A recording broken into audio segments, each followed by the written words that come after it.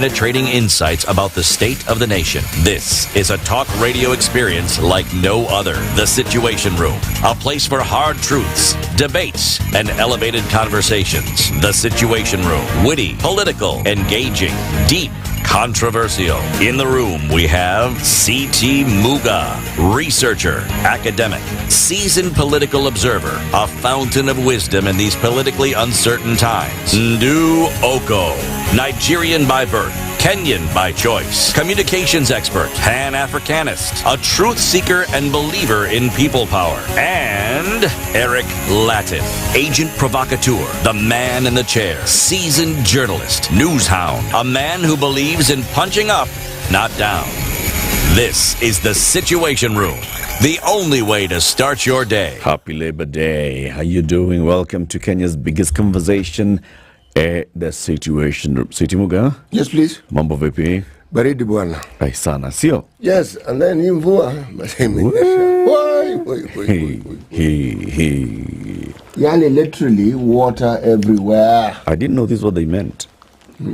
At water everywhere. Hey. And then it wasn't a deluge. Just non-stop. The whole night. All night long. Yes. I actually saw a woman today, her car being washed. She had to open the door and dash out, and her car just kept going. This morning, just now. Going meaning what? Inside water. This is what I showed you. Sinking? Or being swept away? Being carried away by the water. The only thing that saved the situation is that the fence of the expressway was at the very end of it, but I mean her car is submerged. The water is at the windows. The water levels are rising. Yeah. Was she in the car? She got out, and of course now everything she's... So the water entered the car. Oi. Yep. Nikubaya bwana. It's not for jokes. 244 millimeters of rain is what we're expecting this going into the end of this week. How many days? Over the next 5 days. It's a lot. Mingi maji. It's a lot of water. My friend. It is. And this is in addition to what is already there, no? Yeah, it is piling. It's piling. No outlets. It's not just raining, it's pouring, isn't it? You know, every time we talk about the things that must be done, and the things are talked about even more than we are talking about them, then the rains come pouring down like this. Man, it finds you naked. Because everything that you've said you've done will now say, okay, you said it. Where is it exactly? Yeah. Because these rains are here.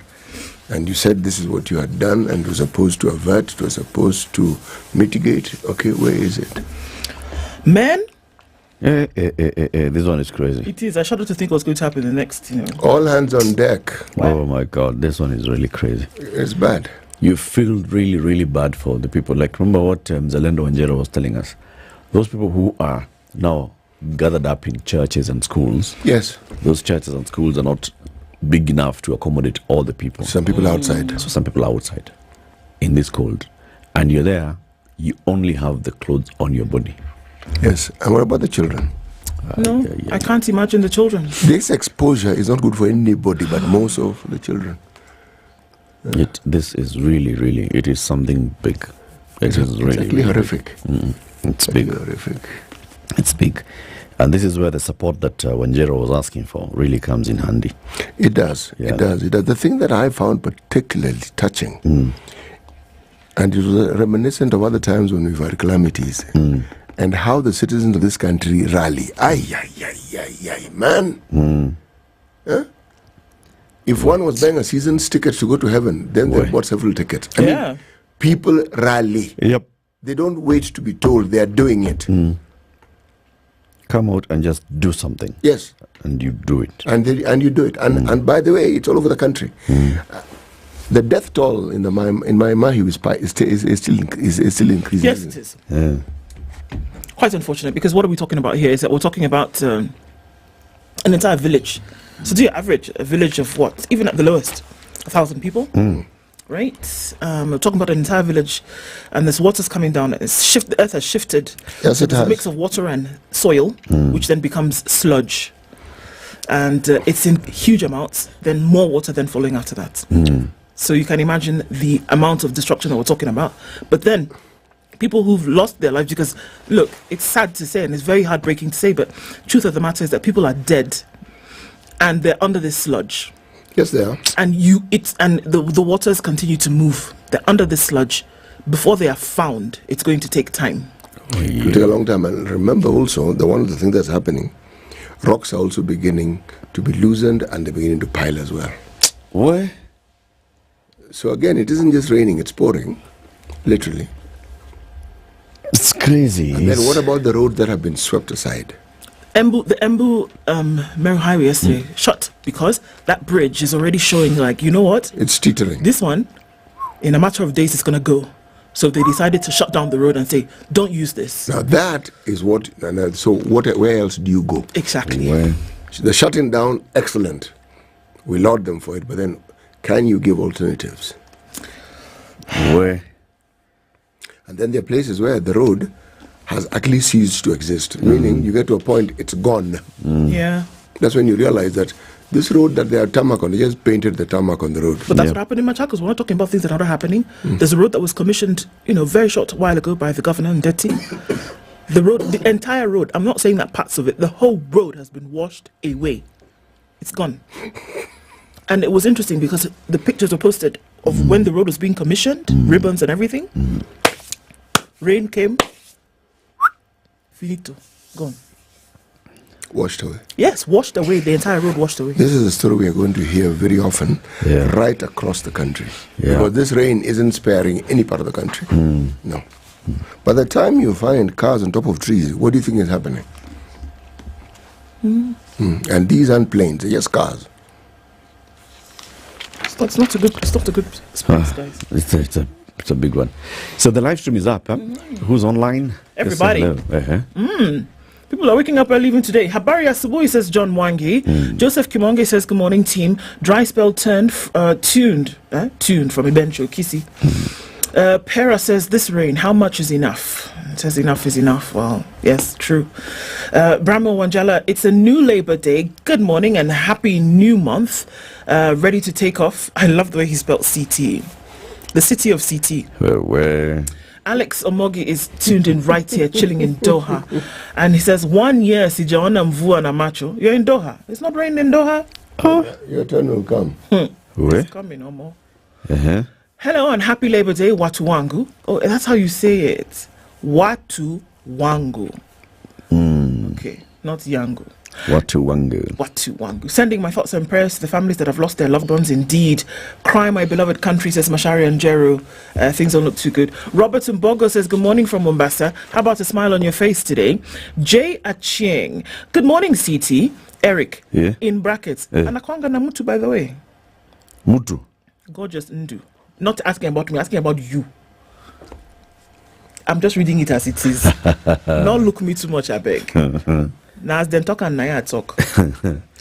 Okay. Stella says, Leo Semikitu. Stella, we already know what you said, and it rains until today. His name is Eric Latiff. King Dave Lubale says, I thought SpiceFM was flooding into rainwater. It is, though, outside here. Like, I'm sure, like, now Eric is not wearing shoes. Buona. It's flooding. His shoes drank water. His shoes drank water. Indeed. So has SpiceFM been flooded in? Indeed, It has. But glory to God, we are here, Mama. Jay Cheng feels that Morcoman's interview last evening was distasteful. Surely. What did he say? That was. I don't know. Now, remember this Leo Baga's relative. It is uncle. But the uncle is now works for Faith Mission. Ndio sababu tulikuwa tunafikiria Faith ni auntie. Do you understand? The mission is called Faith Mission. Thank you very much. Faith Mission in the UK is Uncle Leo Ubaga. Okay. And he's saying good morning from Bristol in the UK. Condolences to all those who've lost their lives and lost their loved ones in Kenya during the current heavy rains. Jeffrey Mogaka says, Nyaboke amesalimiwa. Yes, she's being greeted, indeed. Amesalimika. Happy new month and holiday, Princess Ndu CT Eric Edna. The Kenyan spirit is indomitable. If only we had good leadership, we would make Red Cross the de facto disaster response it does anyway. Nyasimi Jaffrey Salamu from Antananarivo. Do you know where that is? Antananarivo. Where is it? Hapa Wapi? Siko tu hapa chini. Hapa chini, this island which is just hapa. If you leave Mombasa and you keep going. Take a boat.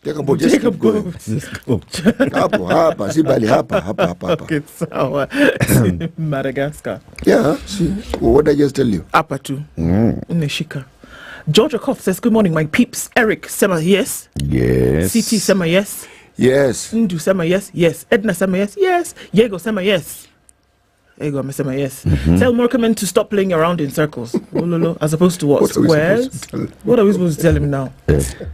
Wilfred Odhiambo says, good morning, my country people. Wishing you all a happy new month. Rogers Yange says also good morning and happy Labor Day from Voi. Patrick Muga is tuned in and says, a very wet Siokimau. Indeed it is. We pray for our beloved country and county. Good morning, my people. Wairimo, how are you? Things in San Francisco, how are they? Is power out in parts of Nairobi? Yes, it is. Some phone lines are mteja. This is true. That's been a problem. R says, Nawaona, Tuko.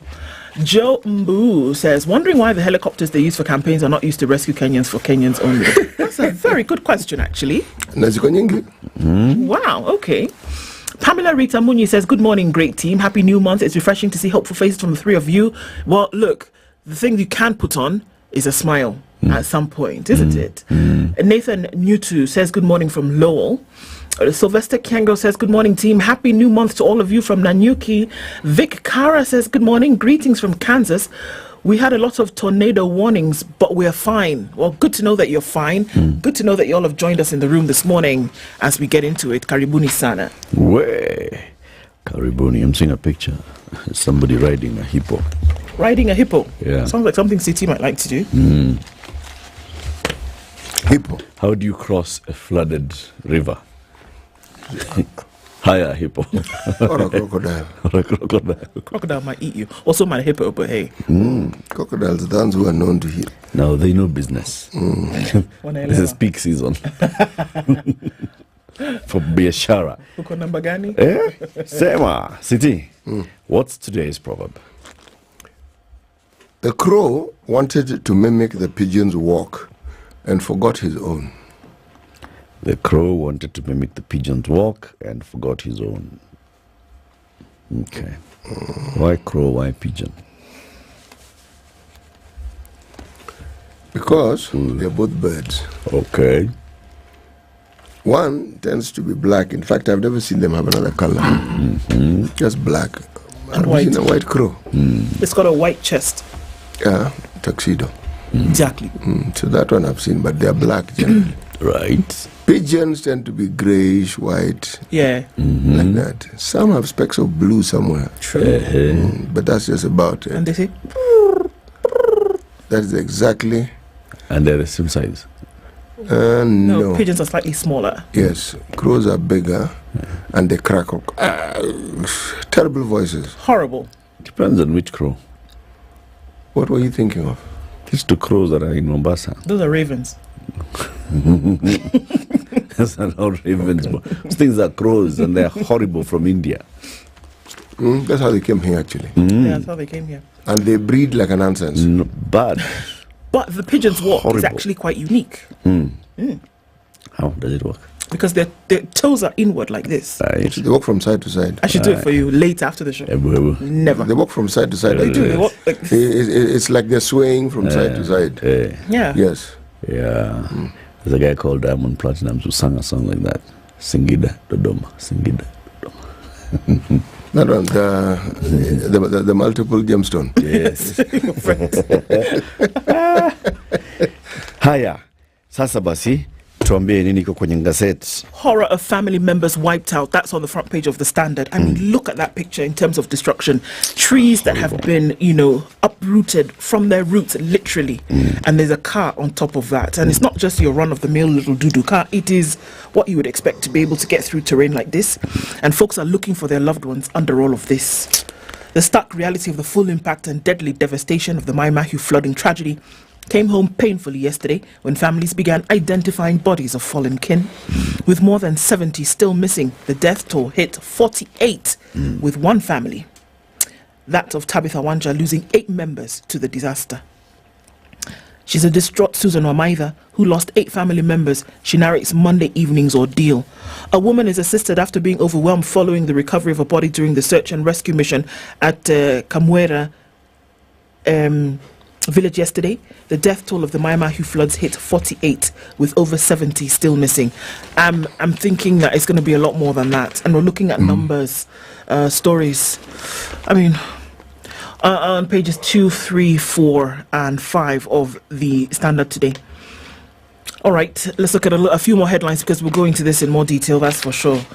Former Governor Wairia in the dock over alleged graft.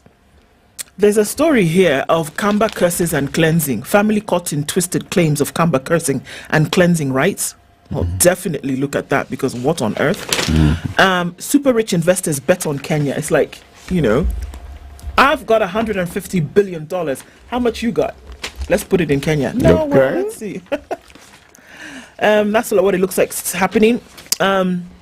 Red Cross and the NYS take lead in recovery efforts. We did hear from the president yesterday the order that NYS and the military should then step in terms of searching for bodies and identification of the same. So we heard that call yesterday. Let's see what happens as we go into day 2 of that rescue mission. You see now that thing, that's where the problem comes in. Because if we had the National Disaster Management Authority that had a structure in place, that knew this is a gravity of this situation, what do we need? Do we need external support? Do we need to rally the NYS, the military, the other that have made the call? This thing of waiting for the president to come and visit the area so that they can announce kuanzia kesho tutapanga, tutatenga na jeshi letu la Kenya litakuja hapa na watatusaidia.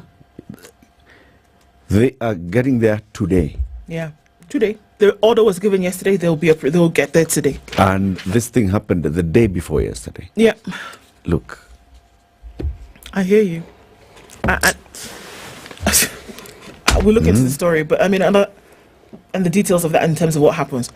Another big story here is that we did see that the Speaker of the National Assembly, Moses Wetangula, then went on and allowed the bid to impeach CS Linturi over the fertilizer scandal. And we saw that quite a number of those then assented. The threshold met the threshold, they did. Met the threshold, and yes. so he said, you know, guys, all right, fine. Go ahead. Proceed. JSS intern teachers issue fresh strike threat just when you thought that things were getting thick. They've decided, okay, so private schools decided that they're going to go ahead and go to school regardless of what the ministry says. And yeah, after all. That may be tricky. Well, So what are they doing? They will... they've opened school. Because the children have already come, they stay and they continue learning. Yeah. So what happens to those that haven't come? That's a good question. How do you balance it out? Some folks started before others. You know, how do you balance that? It's a good question. Okay. Voila. Voila. C'est ça. Ah, well done.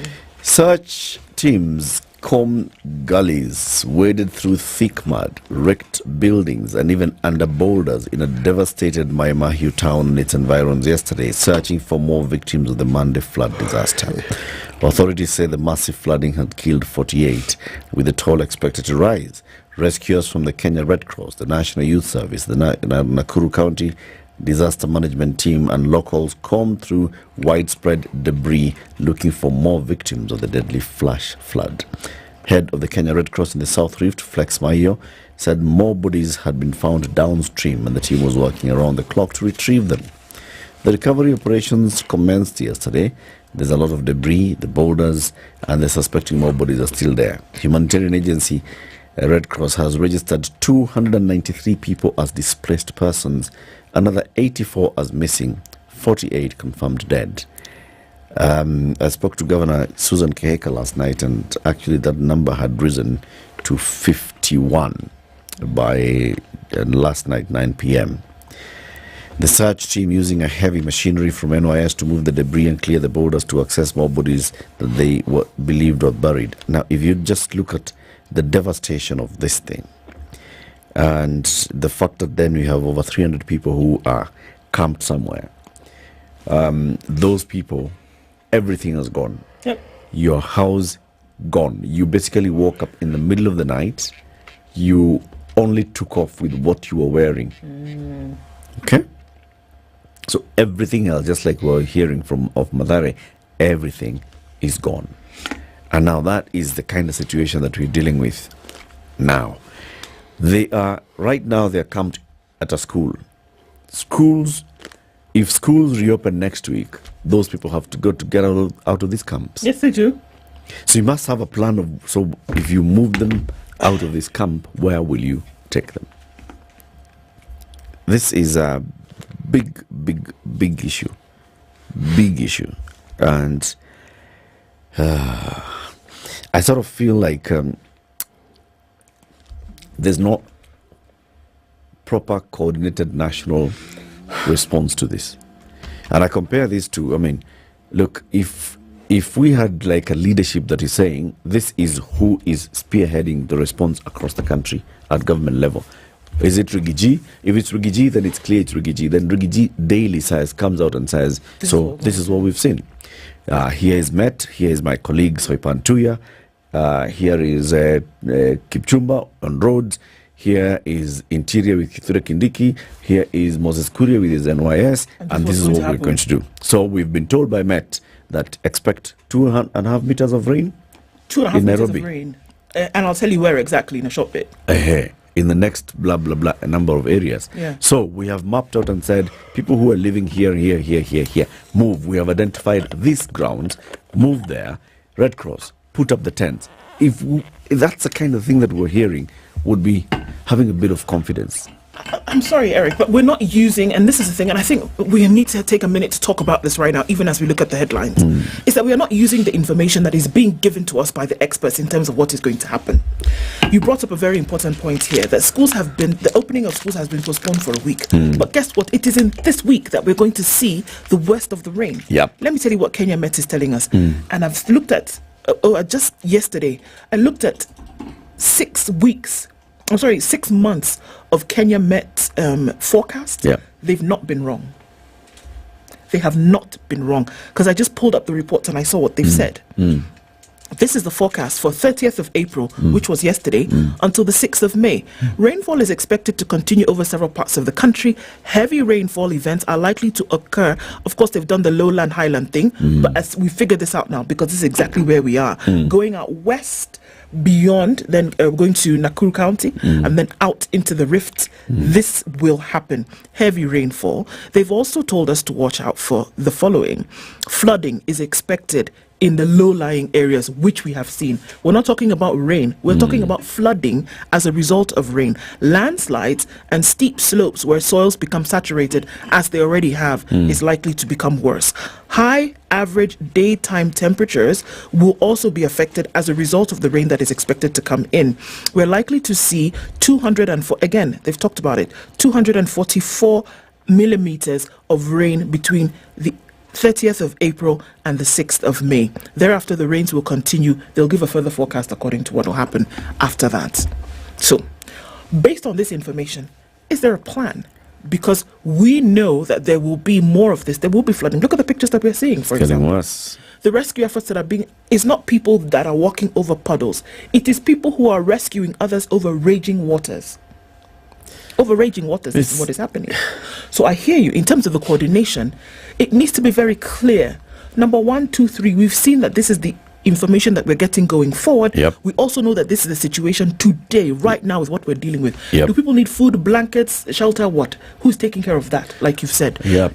Do we need makeshift, medical facilities to take care of people? Do we need that? Who is taking care of that? But right now, if there's something happening in Machakos County, the governor's running around doing that. If there's something happening in Nakuru County, somebody's running around doing that. The deputy president is in a helicopter going from here to Mai Mahiu, seeing what is happening, handing food out.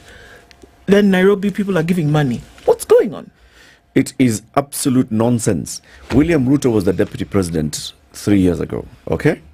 He, assuming that they were still working together and somehow in one way or another, he and the president saw what was happening globally and they formed a team and said, Mutai, you are the focal point in the response and planning around this COVID thingy, okay?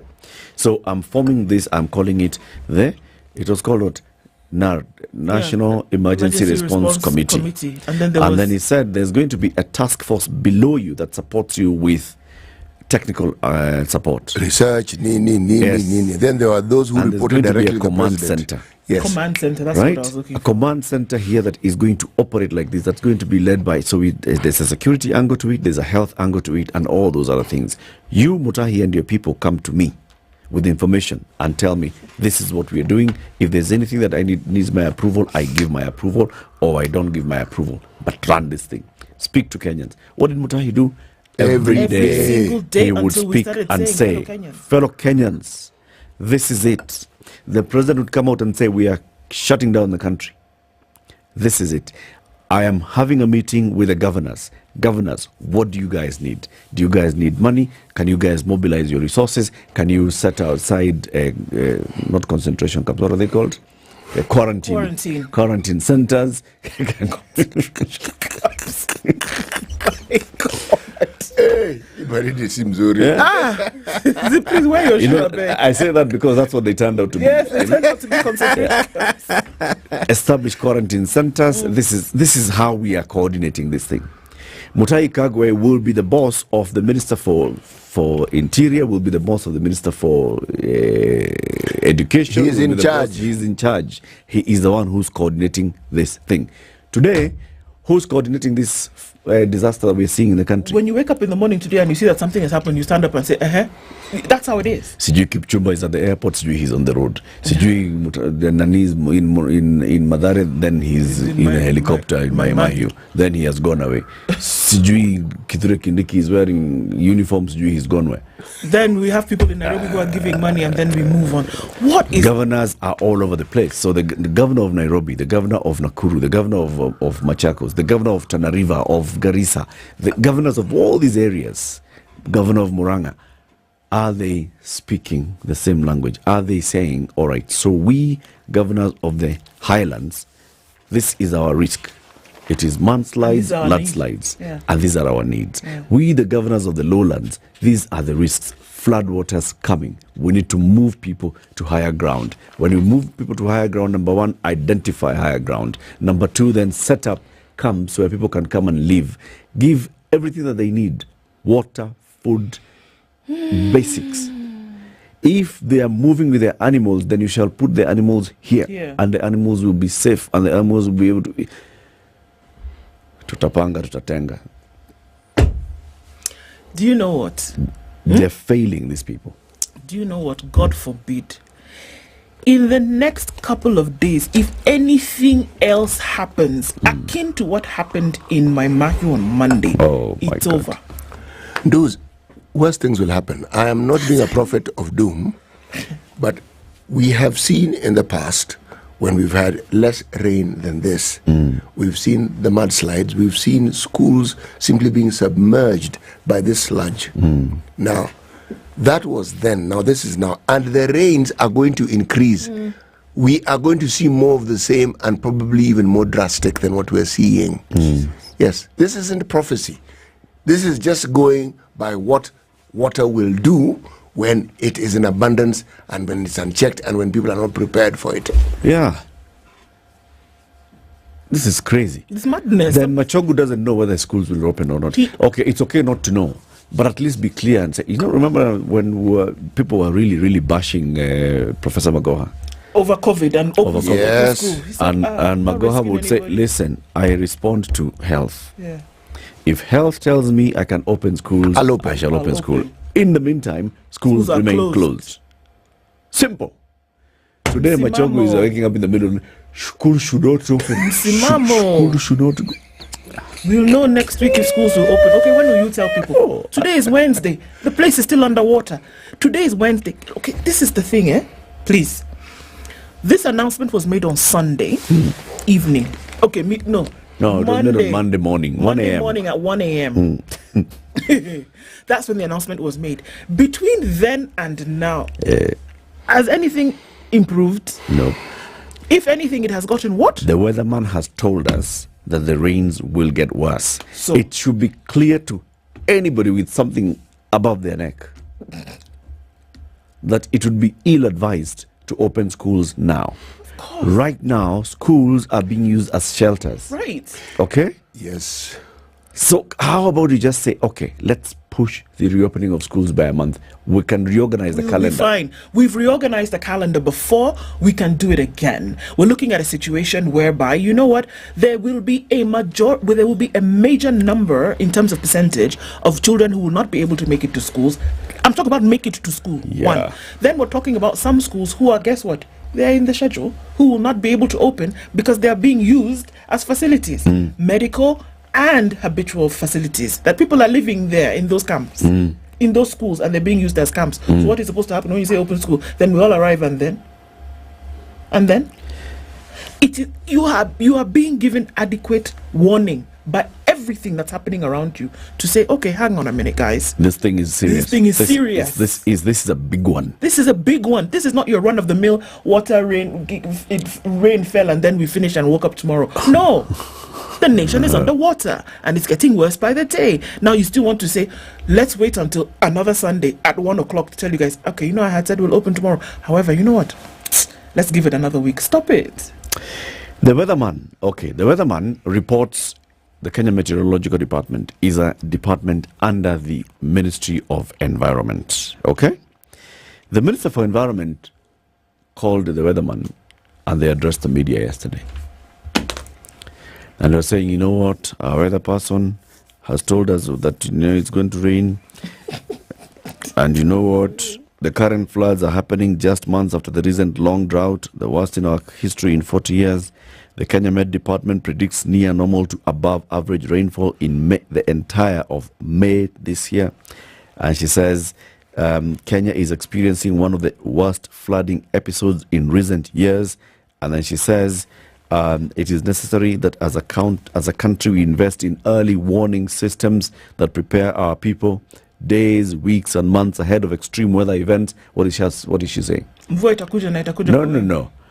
It is necessary that as a country we invest in early warning systems that prepare our people days, weeks and months ahead of extreme weather events. This is the Minister for Environment. Is saying to you. But the weatherman is telling you that. The weatherman, by virtue of being the weatherman, is an early warning system mechanism. They are telling you right now what's going to happen in months. Yeah. They've been telling you since December. So which one are you investing in? She's saying, as a ministry, we will therefore continue to enhance government support to the Kenya Meteorological Department to ensure it becomes more effective more efficient going forward. This is the Honorable Soipan Tuya, the Cabinet Secretary for Environment, who is in charge of the Kenya Meteorological Department. I'm actually confused, and I'm not being funny. I'm actually confused. Kenya needs early warning system. The Kenya Met has been telling you for the last 6 months what is going to happen. Or did we think it was a joke? They've been telling you what is going to happen. Or are you saying now that you want to support them so that what? They can tell us better. No, they tell us again. It's that speechwriter who should be sacked. I don't understand. She's basically saying that these guys were not clear. What? Okay, I can understand the lowlands and the highlands crap. No. They were very clear. Even the lowlands and the highland thing. I mean, we make fun of it here, but they are actually telling you exactly what's going to happen where. Those who actually consume now the granulated data, okay? Remember we had the boss of this, the Secretary General of the Kenya Red Cross here. Yes. And he told us the actual information that we get, beyond this lowland, highland, we actually get more granulated data and information that tells us this is what's going to happen in this area. Okay? So they are already doing that. So let's just assume that you've been told. You see, globally we were told COVID will come and it's killing people. And that was enough to say, let's set up a system to deal with this. If only they had just listened and heard El Nino is coming, and then after El Nino you're going to have heavy, severe rainfall with likelihood of flooding. If they had just set up the systems and said, okay, so Ipan, maybe you're the one Rigiji, you're the one who talks to people better. You lead this thing. Or Kithure, you're the one in charge of national coordination. You lead this thing. Do you know what or is who's the one for regional development now, the minister? Who went there after? Malonza. Thank you, Malonza. Penina Malonza. Now you're the one who's in charge of regional development, disaster response and those kind of things, and your minister. Umesikia Penina Malonza?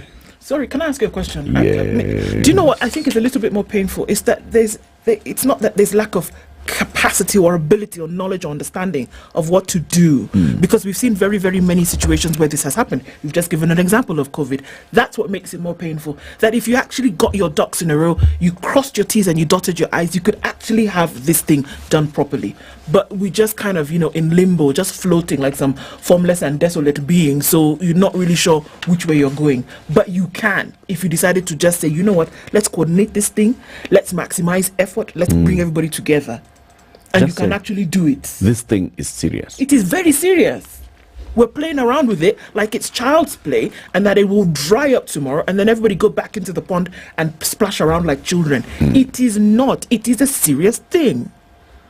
When we're talking about one village where 70 people are missing, 48 people are dead, and you've not even found all of them, and the rain keeps coming down, how much more serious do you want it to get? That you want to say, get your ducks in a row and sort this thing out.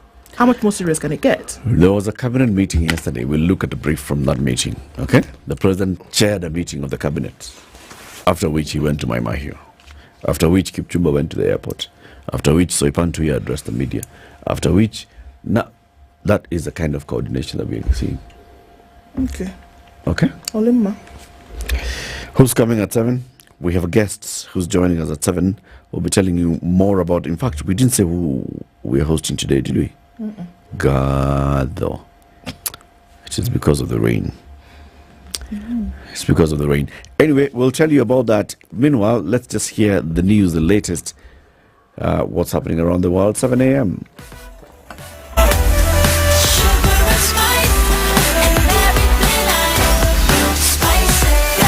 Spice up your life.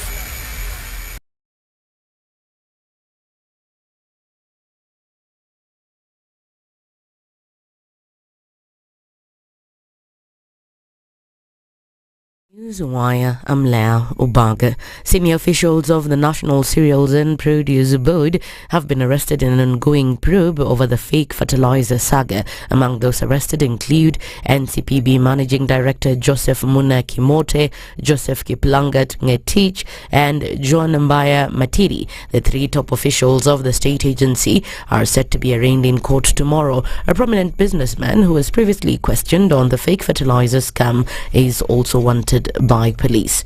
MPs will on Thursday start discussing the special notice of motion seeking for the removal of Agriculture CS Mithika Linturi from office. National Assembly Speaker Moses Wetangula approved the motion sponsored by Mumula MP Jack Wamboka, ruling it had met the constitutional requirement on procedure and grounds highlighted in the motion.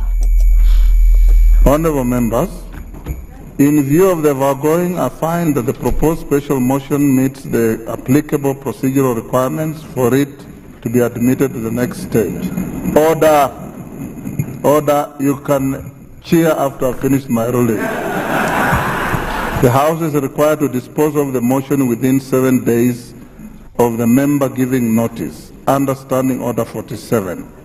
In the event the House does not adhere to the timeline, the motion shall be deemed to have been withdrawn and shall not be moved again in the same session except with the leave of the Speaker. Wetangula further said that according to the House procedure, MP Wamboka's motion, which has been signed by 110 legislators, must be supported by 117 members before it proceeds to the next stage.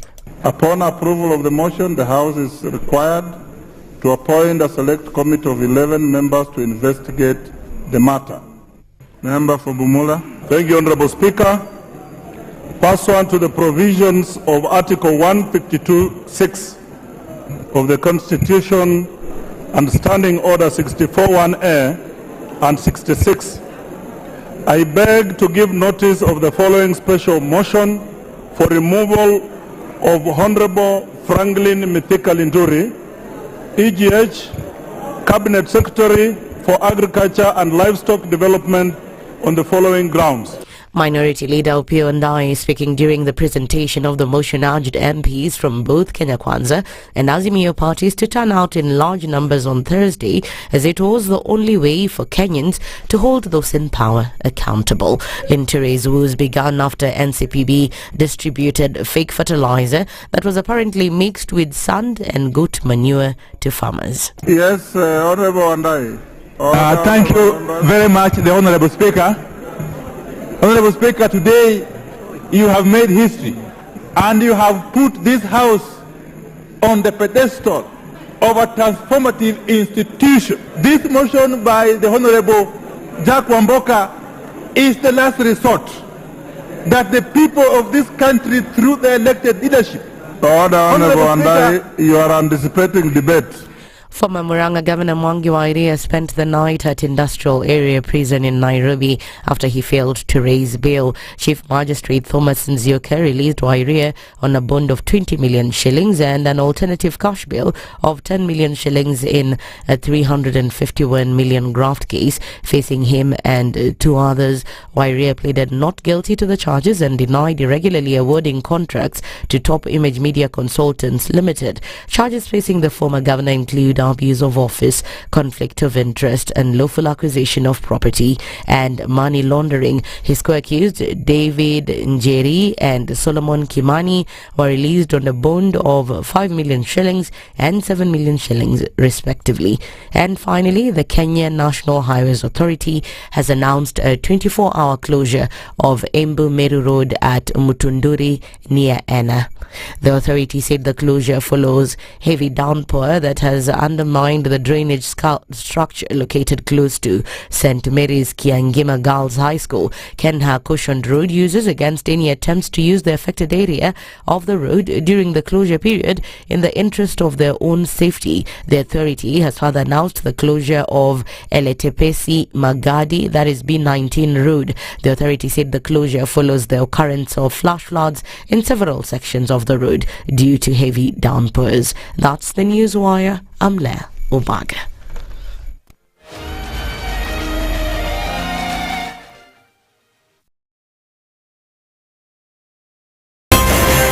The man who looks at a beautiful girl and doesn't talk to her will end up serving lunch at her wedding. Aye, City. Do like that. My father has killed a mouse. Will he fail to kill a man? Ameua panya. Small mammal, big mammal. Mtu atamshinda. I mean, I don't understand. What are they How? saying? We comparison. I mean, you killed mouse. What are they saying? What they're saying is, my father has killed a mouse. Will he fail to kill a man? Name, surprise. Someone's name. The name surprised you? No, the name is surprise. No, what am I saying? I'm from Nigeria, man. I met somebody called I Believe. So See? Your name is I Believe? Yes, my name is I Believe. But that's the short form. I said, excuse me? I said, yes. My name is I Believe. So what's the full name? I believe in the goodness of God. The Situation Room, Kenya's biggest conversation. SpiceFM, Nakuru.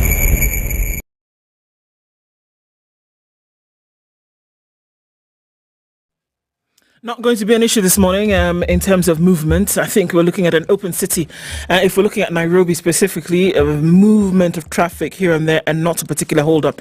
It is a holiday after all, and we'll see maybe some later. Folks, there's a lot of water everywhere. If we're going to look at certain places, let's look at Mombasa Road as you're coming in from the airport junction, then out towards Cabanas. It is flooded completely. We've seen a number of vehicles go down this morning. Please do not get in a hurry.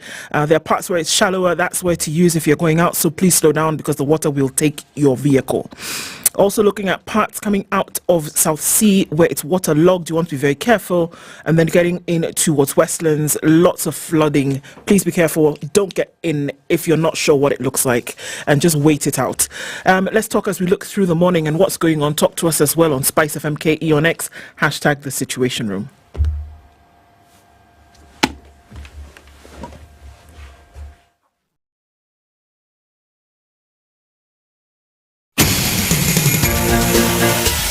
Mature, intelligent talk every morning. Spice up yourself.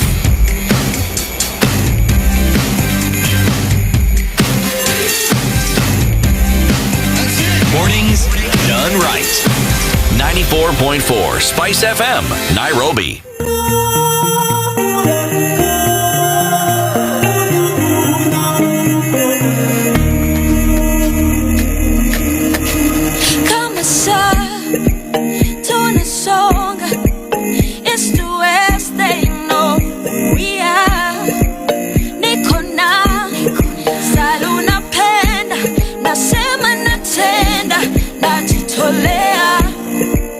I'm always here for you, anywhere with you, you.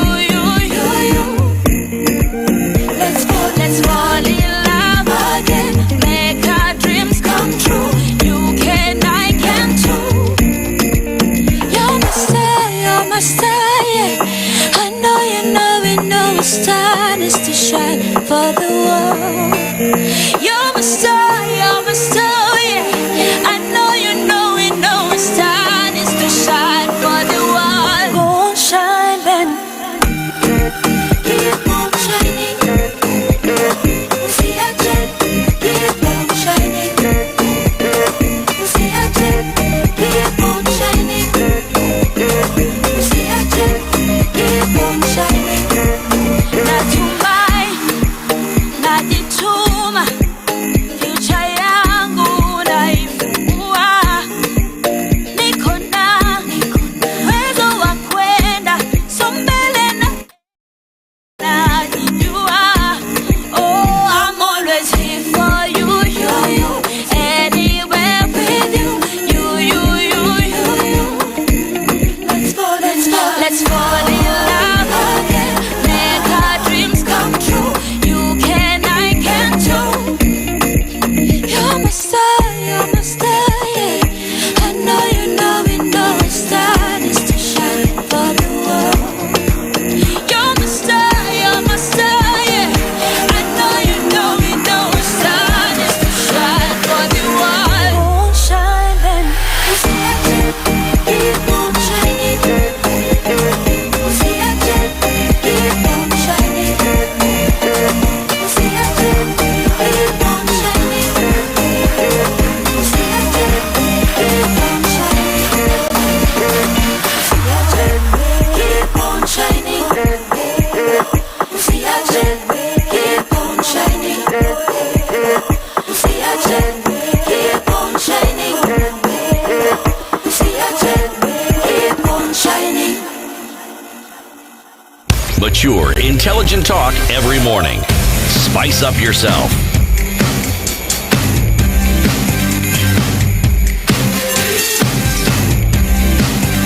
Mornings done right. 94.4 Spice FM, Nairobi. It is past 7 a.m. It's 11 minutes after 7. How are you doing? Welcome to May. It's the 1st of May. Happy Labor Day, everybody who's tuned in now across the globe on YouTube, on Facebook, on Radio Garden, on Spice FM, on KTN Home. This is Kenya's biggest conversation. This is a day for chilling at home. Please, if you do not have to leave where you are, don't leave. If you're living in lowland areas, you have to leave where you are. Look for safer ground. Now, that's a question now, the debate that comes in. So where is safer ground? Now, in the absence of any support that's coming from elsewhere, please, let's all think together and say, so safer ground, above ground, where do you move? Let's just try and move. But Ndu, for those that are sitting at home today, chilling and enjoying Labor Day, it's about entertainment. It is. Shika Showmax is what we're asking you to do and get into a whole new level of entertainment when it comes to your favorite movies, series, your Premier League, football, live matches, your fan content. All of this available on this greater improved streaming platform for Africa. With from 300 shillings a month, you can get to watch all of this great content in HD on one device, 2 devices, 3 devices, depending on how much you pay for a month. So we're going from 300 shillings to 1,000 shillings, and you can log on to www.showmax.com to find out how you can get onto that, or you can download the Showmax app from your Play Store or App Store, and you can get into this great world of entertainment once you shika Showmax. Ndio hiyo, si ndio? Okay. Now, let's talk about the situation of the creative economy in the country, how to empower creatives and monetize their talents. We're joined by Paul Mukoma. He's the co-founder of the Talanta Institute in the studio. Happy Labor Day, Paul. Happy Labor Day. Mambo mko vipi? Iko poa sana. I'm very glad to be here. I watch you people and listen to you people, and it's such an honor to meet you live at last. Yeah? Asante sana. Yeah. It's also an honor to meet somebody who listens and follows and watches us, as you say, Amazing. every day. Yeah. Thank you very much for all the support, Asante. Karibu, and thank you too. You'll tell us a lot more about the Talanta Institute. Yes. But first, listening to Mr. City Muga. This week, he is in where? The Algeria. Republic of Algeria. All right. Okay? The crow wanted to mimic the pigeon's walk. Guess what happened? And forgot his own. The crow wanted to mimic the pigeon's walk and forgot his own. Creative, isn't it? Very creative. Oh, the Talanta guy. So amazing. This one is direct. So amazing. I really love it. Really love it, because I mean, at times we want to mimic people who are even below us, and we forget our talent. And that's why I really love it. As Talanta Institute, we encourage people to embrace your talent, who you are. You don't have to compete with everyone. The biggest competition is yourself. So I feel mimicking is the highest level of mediocrity, and we should always look within ourselves to really know who we are, and look at getting to the highest level that we can get as ourselves. And that's what I think Talanta Institute is all about. So, tell us about it. Yeah. This Talanta Institute, what is it exactly? Talanta Institute is a TVET college, and TVET is a technical and vocational education kind of a school. And that is the school right below university, so because in Kenya or in any other country, they're after Form 4 or O-level education, you proceed to the higher level. So the higher level now has university and college institutions, and some of those institutions is TVET, technical and vocational education. And in Kenya, and I think mainly in Africa, 70% of people don't make it to university. Slightly more than 70%, they don't get to university, higher learning. So they go into TVET and other institutions below university. So it's a very big industry, and we are now part of that. But as Talanta, we are focusing more on the creative economy. And I think that's why I'm here to talk a bit more about creative economy. Because we started as a media company, producing films, music videos, TV shows, and we realized there is a gap, in training. And that is how we thought, we should train. We actually started training interns. As they come to our school, we train them, they were becoming good. And then we realized, we need to get into this training. And that's how we discovered there is actually an industry called TVET, TVET training. So it's a private sector? Yes. It's privately owned? This one is privately owned, but we have both TVETs that are government and private TVET, just like the same as universities. So this is privately owned. Yeah. Yes. And you said the idea started from, a group of creatives. You are producing content. Yes. Radio, TV, shows and programs. Yes. And then you noticed that people are seeking internship in your company. Yes. And you realize we've been training people and they're becoming better. Yeah. Maybe the interns would come back and say, I learned a lot from you. Oh, yes. Yeah. We got a lot of that. Actually, some of those were coming from university. They have done a media course, either film or journalism and communication courses. So when they come now, you realize university, they have done a lot of theory. When they come to us, we can now teach them how to operate that camera. Actually, we ended up training lecturers in universities. I wouldn't say which one, but we have trained a couple of lecturers because they lecture but sometimes they can't do what they lecture. Yeah. So they come and we teach them, how do you operate that camera? How do you do the film that you've been teaching about? So we actually realized, well, we have something here. And the people we trained, actually, some of them became our best competitors because we were not only training them the technical skills on how to do it, but also the entrepreneurial skills. And some of these things they were learning on the job, almost by default, because we look at how you're running your company. That time there was this buzz of music videos. DVDs were selling, VCDs and all that. We did one big song that was called Kuna Dawa those days, and it went viral. But those days we didn't have the viral of internet. It went viral on analog. The DVDs were selling in so many copies, being pirated and all that. And that is how now, through these interns, we discovered that knack or that gap in the technical training, practical hands-on training. Again, just to understand you, where are you based? We are based along Thika Road. One of our campuses along Thika Road. We have one in Dagoretti area, where we have partnered with AMREF. And now, we're actually starting one right here at the Standard Group. We have partnered with Standard Group to do what we are calling the Standard-Talanta Academy. And I think that will be good news for the people listening, because this Standard-Talanta Academy now, we would want to take what we have been doing a notch higher, because we have been doing it on our own and with the meager resources we have. But now we approach Standard Group and we discuss how can we take this training a notch higher. How can we use some of your facilities even to train these people in a new level. They can come and see such a high-tech studio.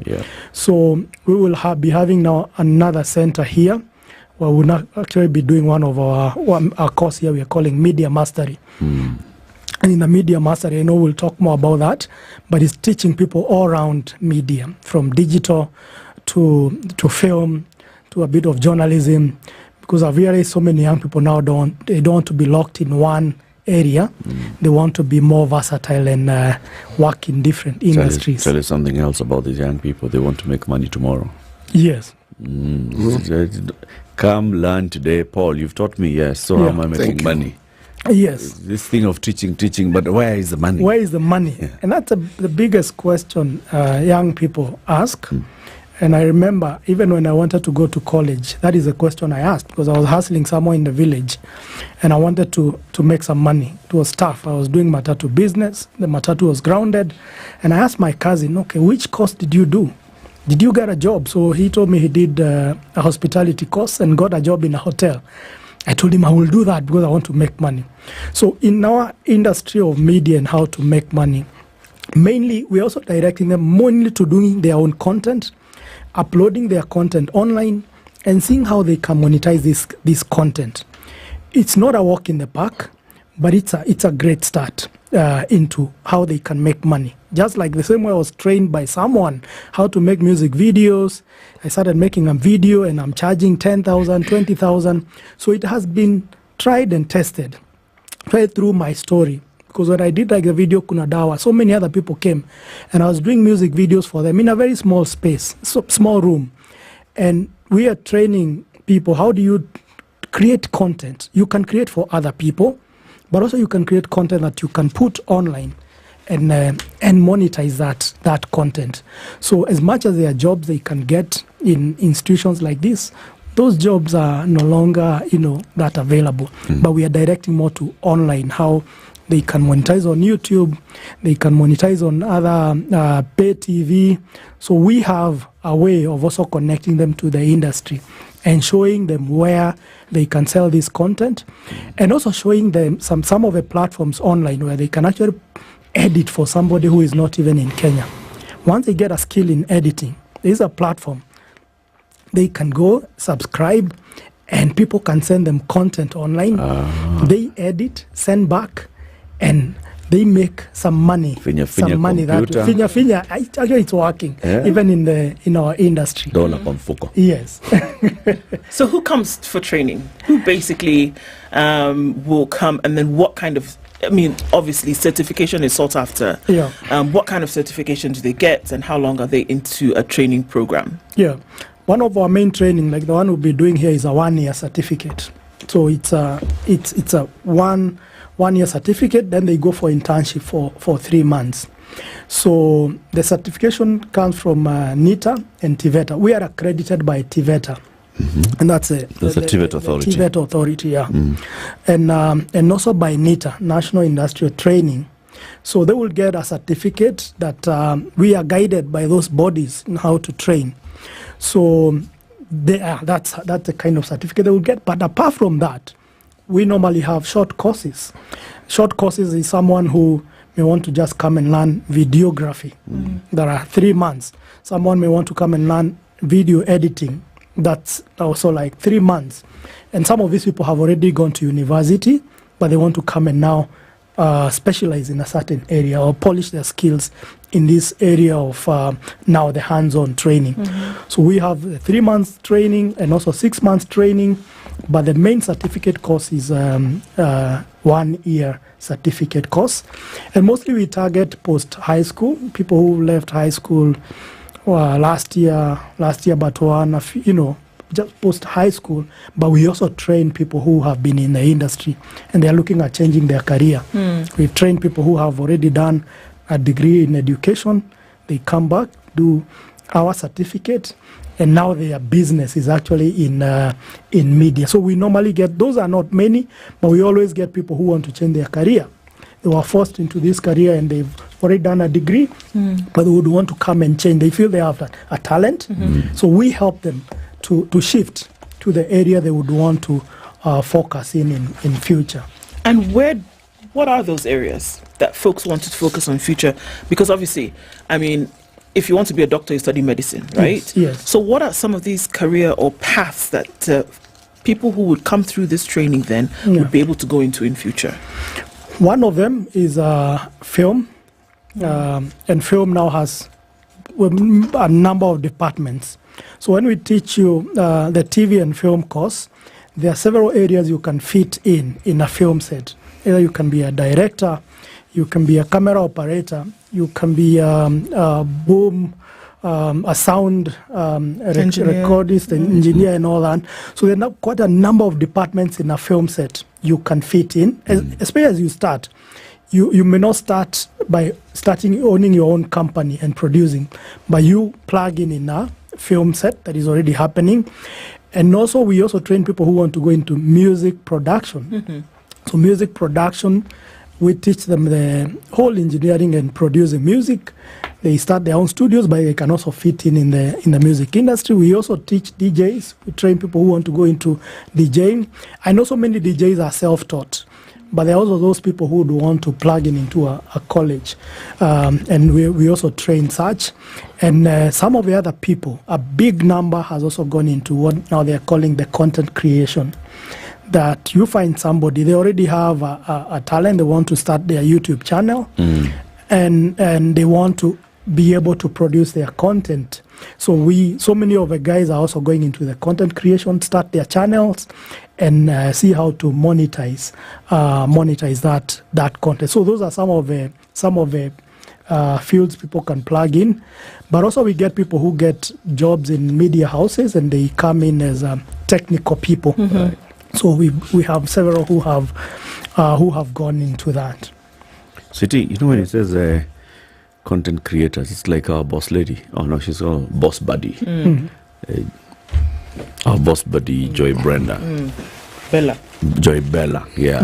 Those are the ones, the content creators. Who develops the curriculum? We have that you're using for all this training. The one we are using right now is developed by TVET CDAC. It's an arm. It's the curriculum development body for TVET. So they work together with TVETA. So that's a curriculum we're using currently. So it's one harmonized curriculum. If you are offering training in film, this is the curriculum that is going to be used, whether you're coming to Talanta Institute or to any other institution that has been accredited to offer training in film. There are many other bodies that are developing curriculums, because before TVET CDAC we were still training. And that time we were using, we had sort of borrowed one from UK, developed by Pearson. Okay, so there are quite a number. There is Pearson, there is Highfield, there is, NEC has developed in some areas like journalism. So it's not just one. It's only that when we got accredited by TVETA, we were guided to use the one done by TVET CDAC. But then you realize we also have to fuse in the emerging areas. You find at time we take long to review curriculums and all that. So as a school, you also have to now look at what are the emerging areas that you can train that may not be in the curriculum. So there are many other bodies that have developed curriculums, and some schools may choose certain bodies, because also we have schools that are... But also, no. The question here is, that curriculum, is it harmonized? I mean, if you have all these institutions teaching and they have their own curriculum, how then can you say that if someone has been trained in a specific field, that they meet the required standards? See, because if we are talking about the institutions in this country that actually accredit colleges like the one that you're in now, they are an accrediting body. Now, imagine there were 10 other bodies that accredit. The question would still be asked. Do they harmonize what it is that they accredit? So again, with the curriculum. And that's what now TVET CDAC was trying to do. Of course, there were so many other challenges that happened in between. Even there is a time it wasn't operating. The TVET CDAC, there were issues. It was to be moved to KICD or to NEC. So there are challenges that have been there, but that was the purpose of TVET CDAC, to harmonize and to make sure every school now is using this one uniform curriculum. And I think the government is working so hard to do that. But because so, right now it isn't uniform? It isn't, because there are some who will use, like I've said, like journalism. There are some who will use NEC. There's TVET CDAC. There is Highfield. There is a few others that are using different curriculums. But the exam that you sit for this certification, is it a uniform exam? No, it's not a uniform exam. And then you find in TVET how it's supposed to work. It should be more of what they call assessment, like competence kind of exam. So it's not an exam like what NEC would set. So for NEC now, they will set an exam. But you realize when you come to our industry, you may explain so well how to operate a camera, but we want you to show, are you able to do it? So we realize, or they realize, the government realize that how like NEC exam is set at times doesn't favor the TVET industry, because the TVET should be how to do it. Can you produce that film? So what we do is, as you study, there is a like what they call the assessments that you do. You've done a film, it is assessed, and the judges will sit and tell you where you need to adjust. Then you do this other level. Maybe you start with a 5-minute film, 10 minutes, half an hour, until at the end now you're able to do a full film. Let me ask a different question. All these curriculums that you speak of, they're not harmonized. But who accredits that curriculum? Still TVETA accredits that curriculum. So all these curriculums that you've mentioned, Nekaboka, which one, the other ones, they are all accredited by TVETA. I see. And the reason is, at the beginning, we didn't have these curriculums. So the TVETA now had to work with the international bodies to accredit the curriculums they have. But there were curriculums, because there were and even film and production training institutes, like the Kenya Institute of Mass Communication has been training for radio, TV, film production for years, and they were sitting exams and passing and getting diplomas and higher national diplomas. And being trained on hands-on. And then you've got universities, the Multimedia University, the Daystar University, and the others. They were there, like KIMC, I think it was the only TVET at that time teaching film. Because now we wanted to differentiate how film is from below university now. So I think KIMC was doing that, but it was self-developed, but it wasn't like a public curriculum yet. You know, there's a misnomer we have in this country, assuming that university education is at the peak of learning. It isn't. It's just one of the avenues that people follow to learn. And there's the assumption that when one goes to a TVET, it's a lower form. It is not a lower form. No. There are countries that have actually developed their entire economic being through TVETs. TVETs, yeah. Yes. You have academic options, yes. Yeah. See, it's just an option that exists. Exists, you're right. Now, the partnership you say you have with Standard. Yeah. How's that supposed to work? How it's supposed to work is Standard. There are people here who are already practicing media, and they've been doing it, and there is equipment and all that. Because one of the thing with TVET, you need the equipment and the studios and all that for people to use. Okay. So we are supposed to work with some of the facilities at Standard, and some of the people who are already in the industry. They're already doing it. Training, coming and giving the masterclass in that. That as much as we'll have our trainers, we can also have somebody who's already here, who's already working at Standard, coming now to tell them in the industry this is how it works, because they realize what maybe they do in uni and all that. There are so many gaps when they come now to the industry. So we want to fuse the industry and now the school, where now we can also work with some of the people who are already here, who are practicing, who are veterans, and they have gathered a lot of knowledge along the way. How do we impart this knowledge? Because I think the biggest gap we've had is that knowledge gap. And much of the learning we learn, I think, is after university. When you come and sit here and work in the radio, you learn a lot more on the job than what you did in school. So we want to see now, some of these things we learn on the job, some of these skills we pick. How can we help impart in these students in a way for them, their journey can be shorter between when they leave. At least they are not living green, they are living at a higher level. We've been doing that at Talanta, but now I feel with the Standard-Talanta Academy, we can take that a notch higher, because a student can come and actually see an actual studio. For me, at the school, I may not be able to set up a studio like this, but someone can come and see, oh yeah, this is an international level of a studio. This is what a studio looks like. And this is how it looks. Because the one I have at the school is just a demo studio. Yeah. But they will come and say, oh, so if this person, when they go to work, even internationally, they will find basically a studio like this. So they will be able to fit in different industries. When they will go to work in another TV station or in a film set, they have already seen a camera and they have already seen how it works in the industry, and they can see their content actually aired. We want to train them in a way that the content we produce, how can we air it on KTN Home? How can we air it on the platforms we have here? Yeah. They can actually see their content on TV. So there will also be that challenge of creating good content, knowing that if my content, my show is good, if I develop my idea and it's taken up, I can actually see it on TV and I can actually earn from it. So we also want to have that kind of incubation kind of a model. That the great ideas that we get, because these young people, they have great ideas, they just need a platform.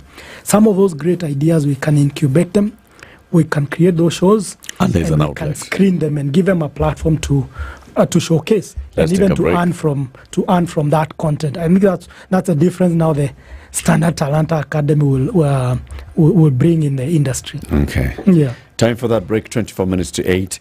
Paul Mukoma is from Talanta Institute. We are talking about the creative economy, monetizing talent, learning and training for this industry. What you need to do, what you need to know. We'll be back shortly. This is the Situation Room, the only way to start your day.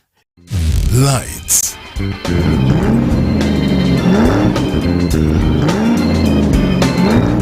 Digger.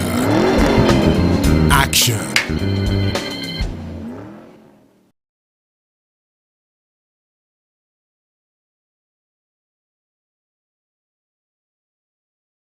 Do you have the passion, the interest to tell a story to the world in your own style? Well, we're ready to take you in and help you grow your talents in the media industry. The Standard Group, in partnership with Talanta Institute, is offering a media training and incubation program courtesy of Standard-Talanta Academy, where we nurture and guide industry talents on an array of topics from writing, reporting, media law and ethics, investigative journalism and research to the Kenya Copyright Board, Kenya Film Commission and the Kenya Films and Classification Certification Board legal frameworks. To apply to the Standard-Talanta Academy for our upcoming May intake, visit www.talanta.ac.ke or call 0724 468 468. The Standard-Talanta Academy.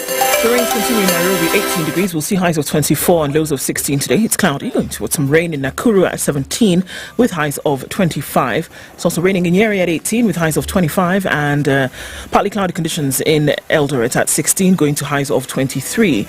It's sunny in Mombasa at 26 with highs of 33 and we'll see highs of 32 in a mostly sunny Malindi at 27.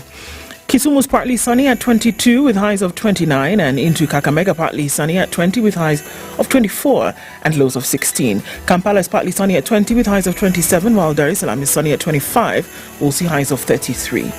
Into Johannesburg it's sunny at 13 with highs of 25 while Mogadishu at 28 is sunny. We'll see highs of 33.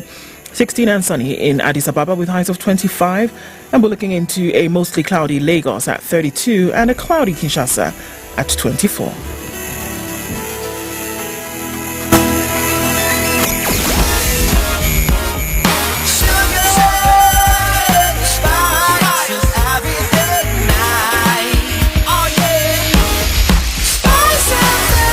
Spice up your life.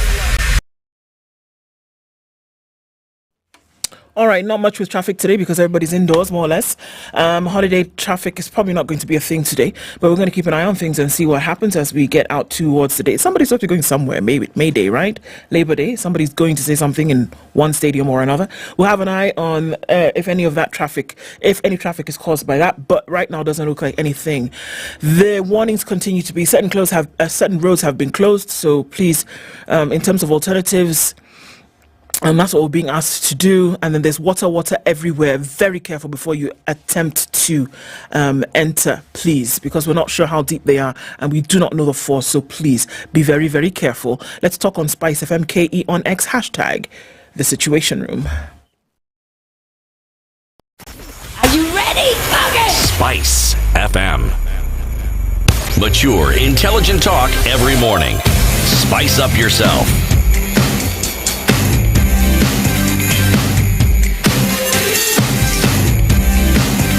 Mornings done right. 94.4 Spice FM, Nairobi. Conversation continues with Paul Mukoma, the co-founder of Talanta Institute. We are talking about the Standard-Talanta Academy. City. The thing about industries, more so like this one, the media industry, the thing that it's known for is change as well. In the process of just prosecuting what they're supposed to do, they are always in touch with changes. They're always in touch with new things. But then there is the skill set that people require to continue doing the work that they do and to also keep up with the times. Yeah. One comes with a certain set of talents, and over time, they may need to renew those talents to be in keeping with what the market demands and what the market currently has. Okay, like this studio is very modern. Yeah. Yes, and it does keep up or perhaps surpass the times that some people are actually living in. Yeah. What training programs and plans do you have for people who've already been working in the industry, who have been there, so that they can up their game? Yeah. Thank you very much for that question. And one of the things we have been doing and would want to continue, even take it to another level, is the master classes that we do. We have partnered with manufacturers and distributors of equipment, that when there is new equipment coming, can we do a master class at our space? And this one we normally invite even people who are in the industry. One of the company we're partnering is called Highway Audiovisual. They supply equipment and they have new equipment coming every time. So we'd want to even partner with more companies, even like Cameras Africa. We partner a lot to do master classes and workshops for the new technology. We'd also want to expand that to even other platforms like Google, Meta. How do we always do master classes and see what is new, what is happening? And also as we do that, partner with also other schools outside Kenya. Because like you're saying, there are people who are way ahead of us. So how can we bring Hollywood here? In a way, we can do a master class with someone from Hollywood and see where is your industry. Nollywood, Nigeria has really grown. Right now, Nigeria, I think the industry is worth $6.4 billion. the film, just the film industry. So we'd want to work with more stakeholders, do master classes and workshops. Like you said, the people in the industry may not need to come and sit in a class for long, but a one-day crash course or 1 week master class can change and can update the skills to the current state or to where we are. We talk about content production. Yes. What we're doing now is content production, but Yes. if let's say we talk about film and you've trained people in film and we have people who actually that's how they apply their trade. Now, what is it that stops the academy, or is it part of the plan from actually being a production unit for the film industry, a production unit for whatever else this industry has, so that somebody wants to make a movie, you come here? Yeah, thank you. Wow, that's amazing. And the good thing, we're already a production house. Yes. One of our production has actually run on KTN Home. We did the first ever Maasai telenovela called Nyeri. And it ran for 1 year on KTN Home. And what we realized, some of the actors are our students and the crew. And we worked with our people from our school to do that. So that's something we'd want to take a notch higher. So it's something we've already done. We did a comedy show called Central Comedy. That was on a different platform. We have already done so many pilots with our students and short films. And we are looking at how now can we develop this to a full show. So that's something already we are doing. And the good thing is one of them has actually been televised in KTN Home for a whole year. If you look on the archives, you will see Nyeri, first ever Maasai telenovela, and would want to get into that game and do more. We've seen even now people are copying that. The platform are already copied that, and they're trying to do the same. But we were actually the pioneers, and as Talanta would want to pioneer more African content, more Kenyan content. Go to Maasai, do that. Go to Kisumu, do a series from there that shows the culture and all that, another different area. So yeah, we are in it, but we'd still want to do it in a bigger way. And I think we will see this because we'll actually use our platforms here to showcase some of that content that we will be doing. Yeah. Looking at support, do you think that there is, I mean, you mentioned other jurisdictions where, you're seeing a lot happening when it comes to support for an industry. Do you think that there is enough support? So we come through, and I think maybe now we're delving into deeper when it goes beyond now the education that you can get through, the Talanta Institute. Then what happens thereafter? Is there enough support? And I see it as a golden opportunity for institutions to actually really then partner with government and partner with, a broader idea that, what, these are folks who can do a number of things. Even when you're talking about productions that come out of Kenya, how then is the flag held high for Kenya in the rest of the world? So is there a possibility then for that kind of partnership to really, really take place? And is there enough support for the industry? Even after I've been educated, then what happens? Well, there is support, yes, but when you talk of enough support, we can do more. The government can do more, or together we can do more. So there is need for more support from the government. There is need for policies to change, and we have been lobbying for that for many years, especially when it comes to film equipment and how they can be duty-free, how we can get subsidies for even filmmakers coming from outside. There is need for more support. And when you talk about partnership with the government, the good thing, already we are in talks with the Ministry of Youth and what the ministry is doing through Talanta Hela. It's good they involved us in developing a framework we are doing for discovering and nurturing talent across all the counties. So I feel there is the government is already working on it, but there is need to be very deliberate, especially when it comes to the policy level. How do we develop policies that will support creative economy? Because creative economy can actually support every other sector of the economy. So there is need to do more, and this will call for the partnership, like you have said, between the private private-public partnership, where more stakeholders can come, support the government, and to do this. But for the government side, policy is something we really need to look into, because we have lobbied for that. Something has been done, but at times you feel like things are moving a bit slow. Sure. Yeah. What when it comes to consumption of this product, Yeah. do you think that enough support comes from Kenyans? Because we can talk about what is needed for the government in terms of support, but then in terms of consumption of the end product, whether it is music, whether it is film, whatever it is, I believe the first port of call should be Kenyans coming out to watch these productions. You know, and whether you put it up in a cinema or whether it's on a station tomorrow on a particular channel. What do you think needs to happen then? Because I can go to school, for goodness sake, and I can go through all the rigors of getting the education and training that I need, and then I produce something, and then on the other end, communications, marketing, making sure that, you know, Kenyans first of all are consuming it. How can that work?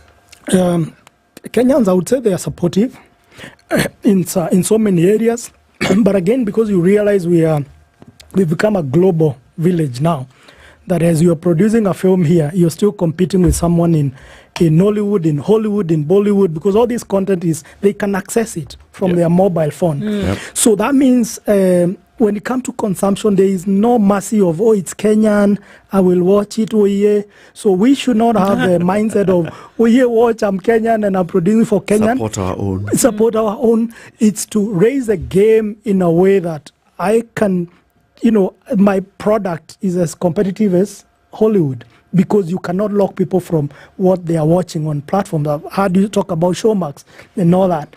So we need to raise a game, but I feel there is a lot of content Kenyans are consuming, especially when it comes to the social platforms like TikTok.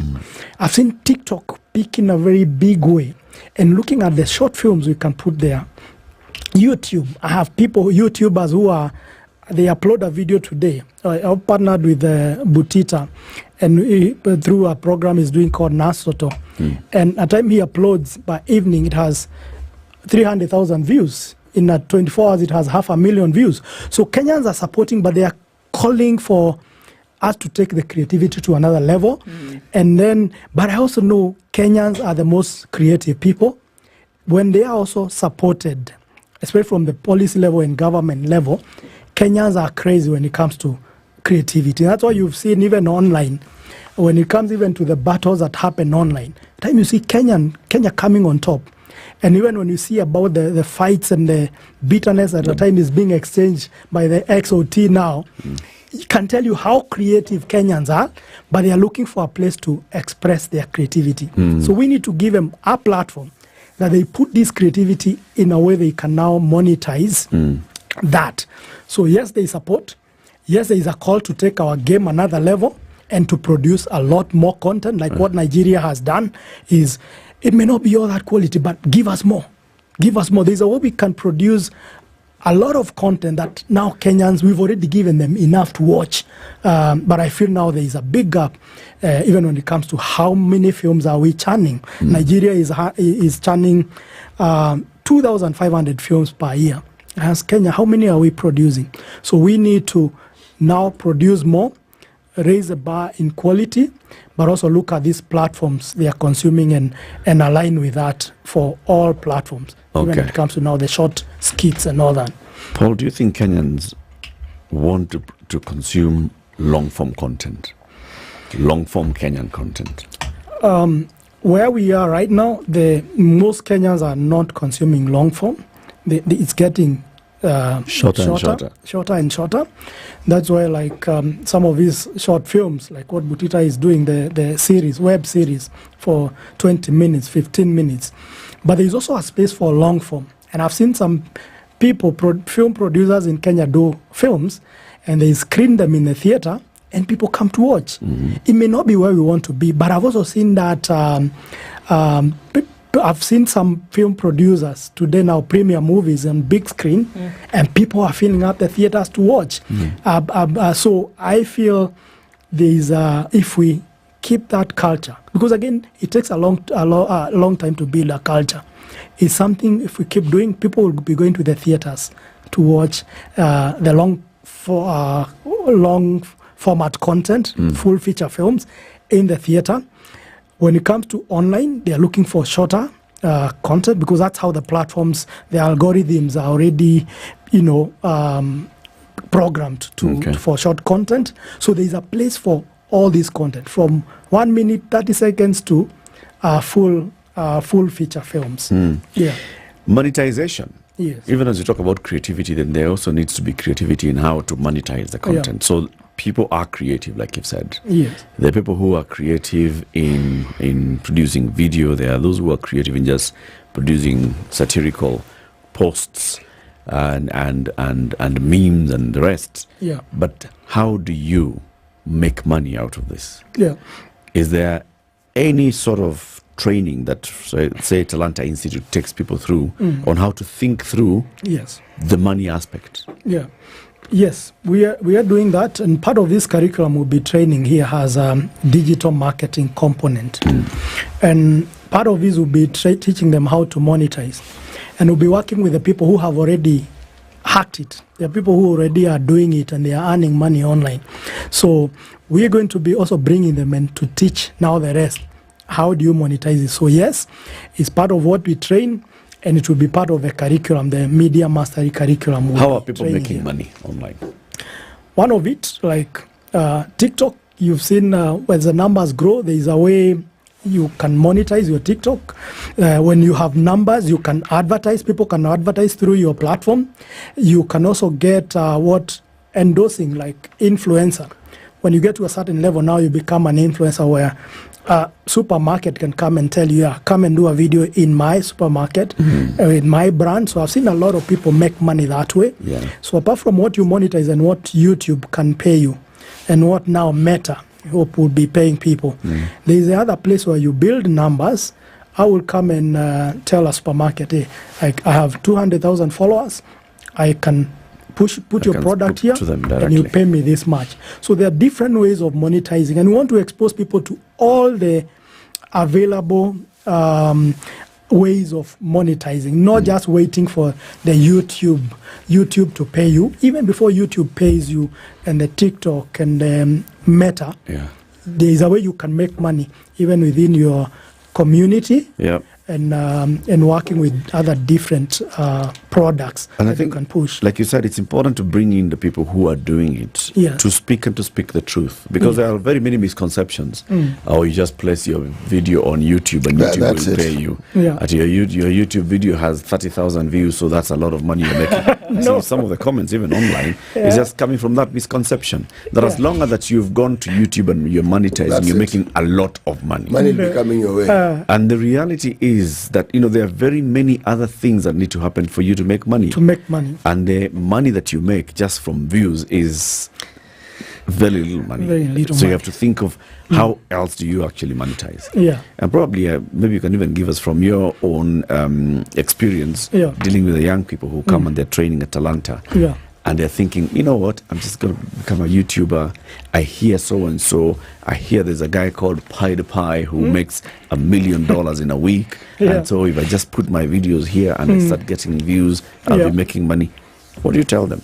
What I will tell them, it's not easy. It's not a walk in the park. First is to know even how YouTubers are paid in Kenya is not how they are paid in other countries. The percentage, when you're in US and some other countries, you earn more. So it's not that easy. You need millions of views to be able to make money, and it's really not a lot. So it's to look at, yes, I have these followers. How do I monetize eyeball? Just like a media house like this, we are giving this content for free. No one pays to watch us. So, but advertisers can come because I have 1 million eyeballs. Now I can tell an advertiser, put your advert here for these eyeballs to see. So that entrepreneurship is what also we want to teach these people. And also speaking the truth, like you have said.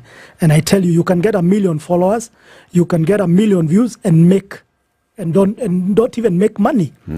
But with that, if I teach you how again you can put a brand on that, you can make money. So knowledge gap, I feel, is the biggest gap we have. Even when it comes to creative economy, the knowledge gap is the biggest challenge.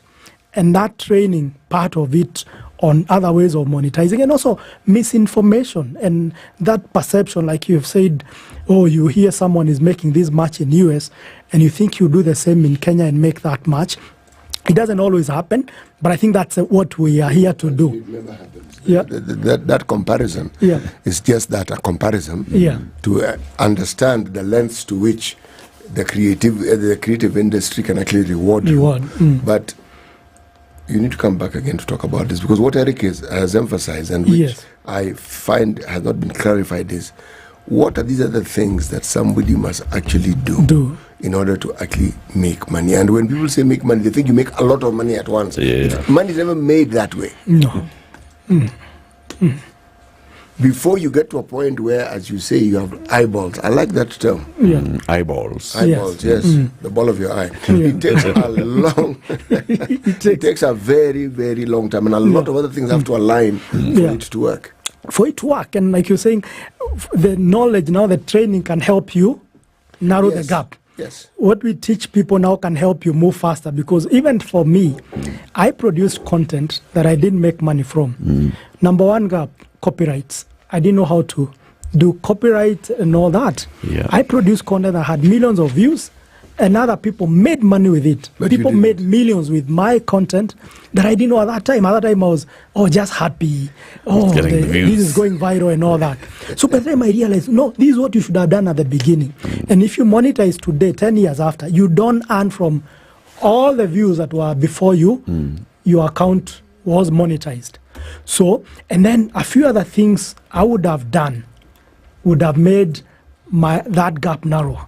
So even for me, for many years, I didn't make money. Okay, I don't even think I'm making money yet online. But as a person, but I had tried, and we have worked with people who are already making money. So this knowledge and the training we do, and the people we will work with, because we will work with people who are already doing it, will actually now help people narrow the gap. And I agree with you, it's a conversation we can have actually that can help, can give more information that can help people now narrow that gap. Thank you very much. The Talanta Institute, the Standard-Talanta Academy, that's what we're discussing with Paul Mukoma. He's the co-founder of the Talanta Institute. So how does one apply to Talanta? Talanta, you go online, www.sta, STA is a Standard-Talanta Academy, .talanta.ac.ke. And you can also call 0724 468 468. We'll have more of this information on all our platforms going forward. Thank you very much for joining us. Thank you too for 8 a.m. hosting me. News time.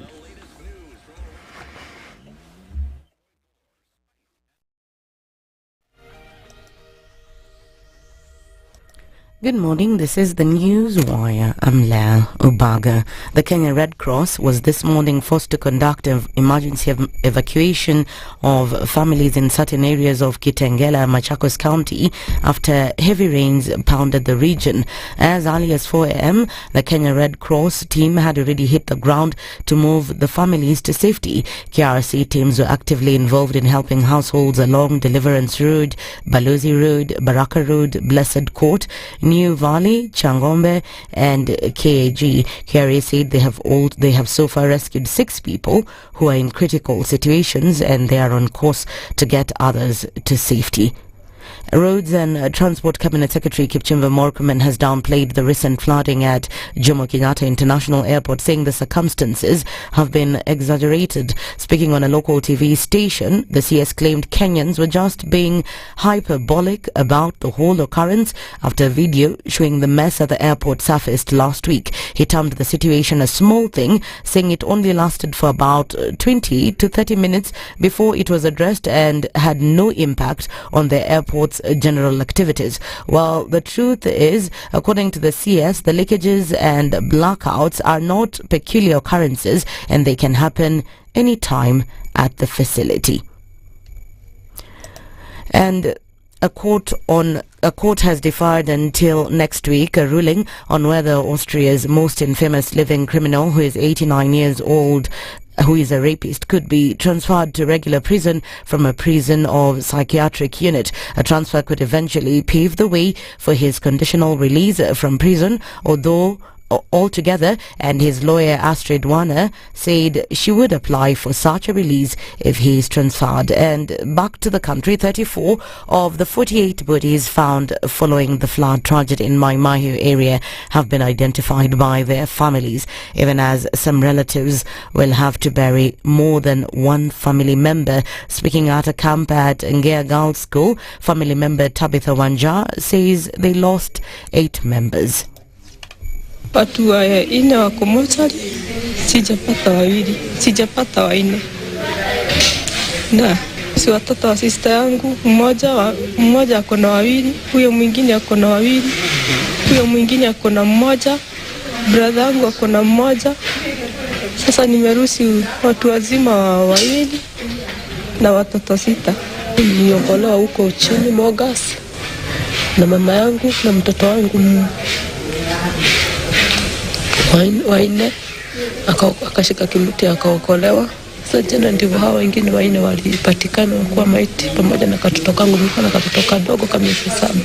The Seven Kamsas President William Ruto has promised that the government will support the families to bury their loved ones as well as ensure their lives go back to normal. Kwenu watu wa hapa Mai Mahiu,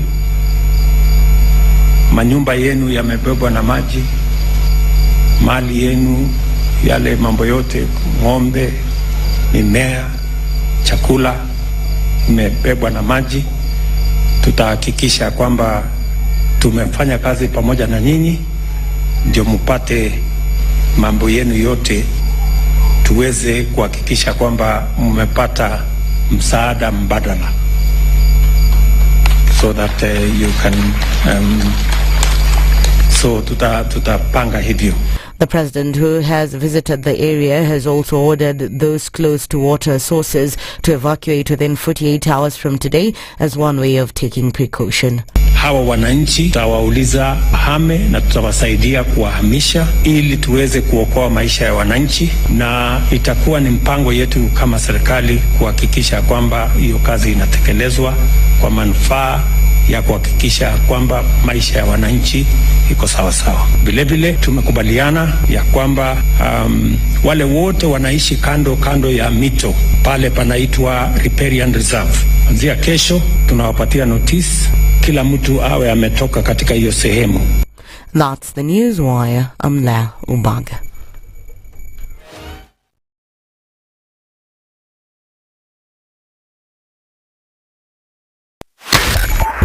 102.5 SpiceFM, Kisumu. All right, not much happening with traffic this morning. It's just the rain keeps coming down, except for, okay, this is this. Folks coming off of Kibera Drive. There's quite some traffic there. Not quite sure what's causing that. Then wanting to connect towards then Ngong Road. So watching out for that. Just a little bit of a hold up there. But apart from that, everything is flowing freely and smoothly through the city this morning. The rain is coming down still. So we want to watch out for pools of water. That's the one thing that we're going to keep talking about over the next coming days and weeks. That you see a pool of water, you're not quite sure how deep it is. Do not get in. Let's just be patient and then see what happens before you attempt to cross. Shall we talk on SpiceFM KE on X hashtag the Situation Room?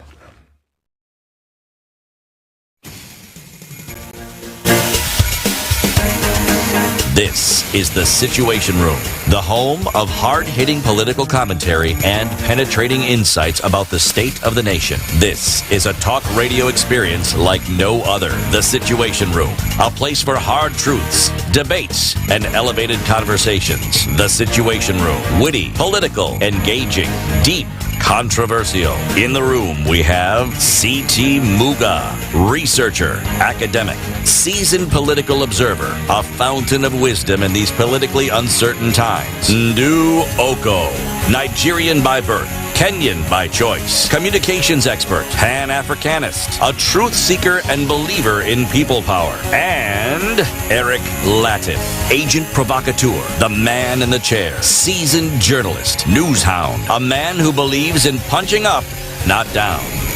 This is the Situation Room, the only way to start your day. On to the third hour of the Situation Room. Happy Labor Day, everybody who's joining us today. It's the first day of May 2024. Not a very happy day for very many people across the country. People, you've heard, the Kenya Red Cross has deployed to go and rescue people in Kitengela as a result of that heavy rainfall. Overnight. And the Kenya Met Department is saying this will continue well into May. Way? Yep. Oh my goodness. It is not, well, it's not a happy Labor Day. Let's just say Labor Day. It's a belabored Labor Day. It's a belabored Labor Day. Yeah, a lot is happening. Very many people who are not at a good place as we speak. If you are at a good place, just make sure that you keep watching, because that situation could change any time, any moment. Thank you for those who are able to tune in to us this morning on SpiceFM, on KTN Home, on YouTube, on Facebook, across the country and across the globe, because we broadcast here every weekday morning, 6 a.m. to 10 a.m., even on public holidays. We know that we are speaking to an audience that still wants to engage, wants to understand what's going on, and wants to have conversations. Asante sana. Our next conversation on this Labor Day is going to be about a bill that's before Parliament, the Labour Relations Amendment Bill, by Senator Ndu Okoh of Migori County. And the Senator is here in the studio. Good morning, Senator. Morning. Mambo namna gani? Tuko sawa. Yeah. Ingawa we are not as happy with what is going on in the country. Yes. And I think that is in order to just, say sorry to a number of people who have lost their lives, families that are mourning, and also families that are in hardship during these times of disaster that we are seeing with these raging floods. Yeah. Yes. Indeed. City, welcome the Senator with the day's proverb. Yeah. This week the proverbs are from Algeria. Yes, that Republic of Algeria. And you told us it's a semi-autonomous, semi-continuous, Unitary. Semi-presidential. It is a unitary semi-presidential republic. Okay. See? Okay? Unitary who? Semi-presidential. Yes. Whenever he has a presidential, you mean the president is half. Yes, Eco president is very true, and then Eco prime minister. Okay.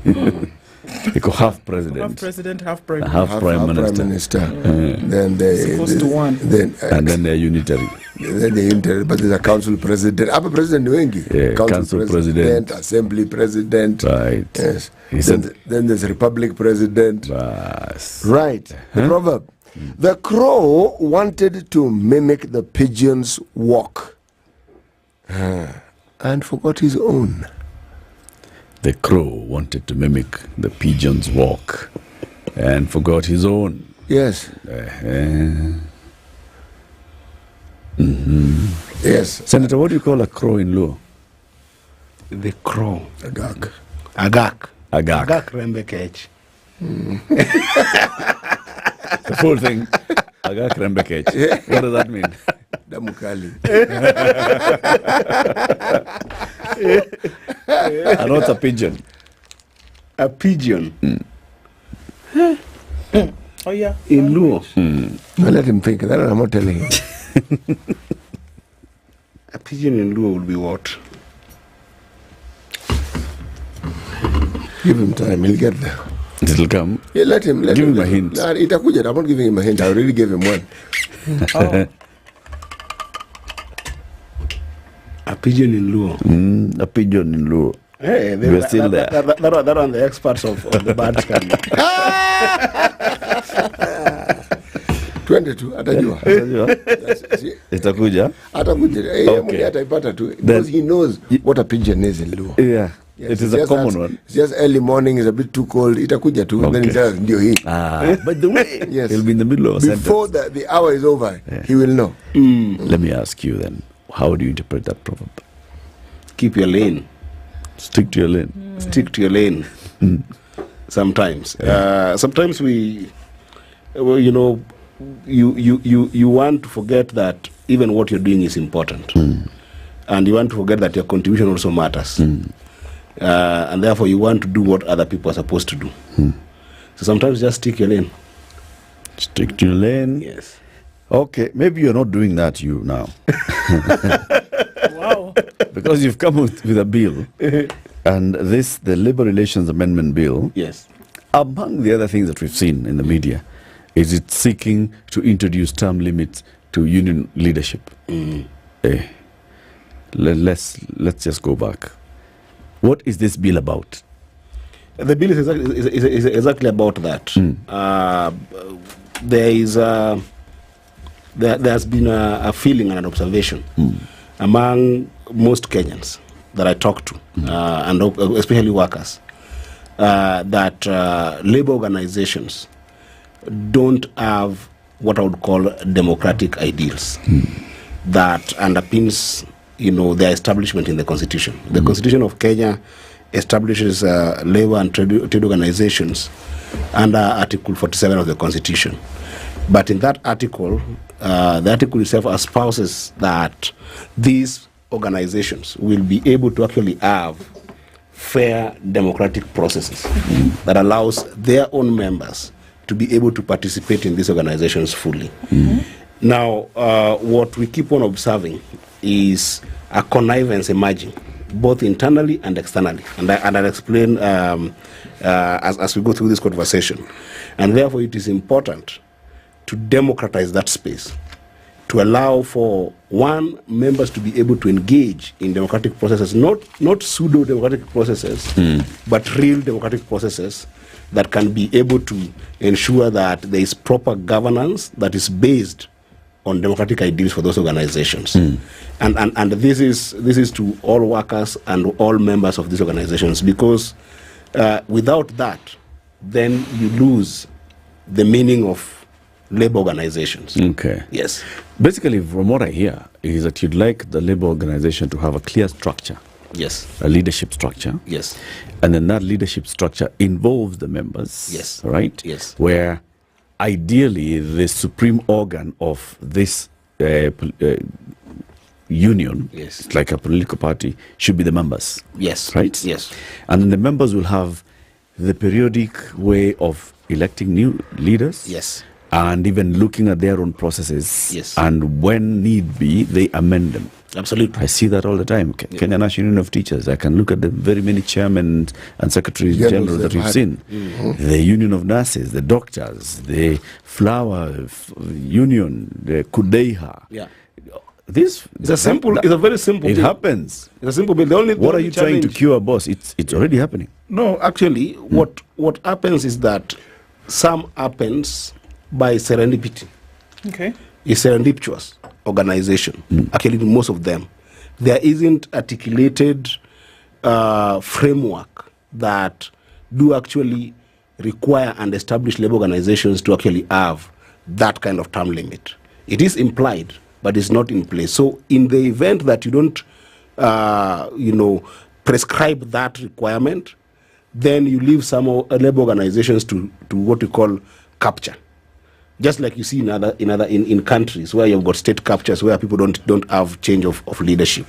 Because Eric, labor organizations are organizations that have got members, whether within industry or within which companies, that then allows those members to actually be able to contribute in the running of those organizations.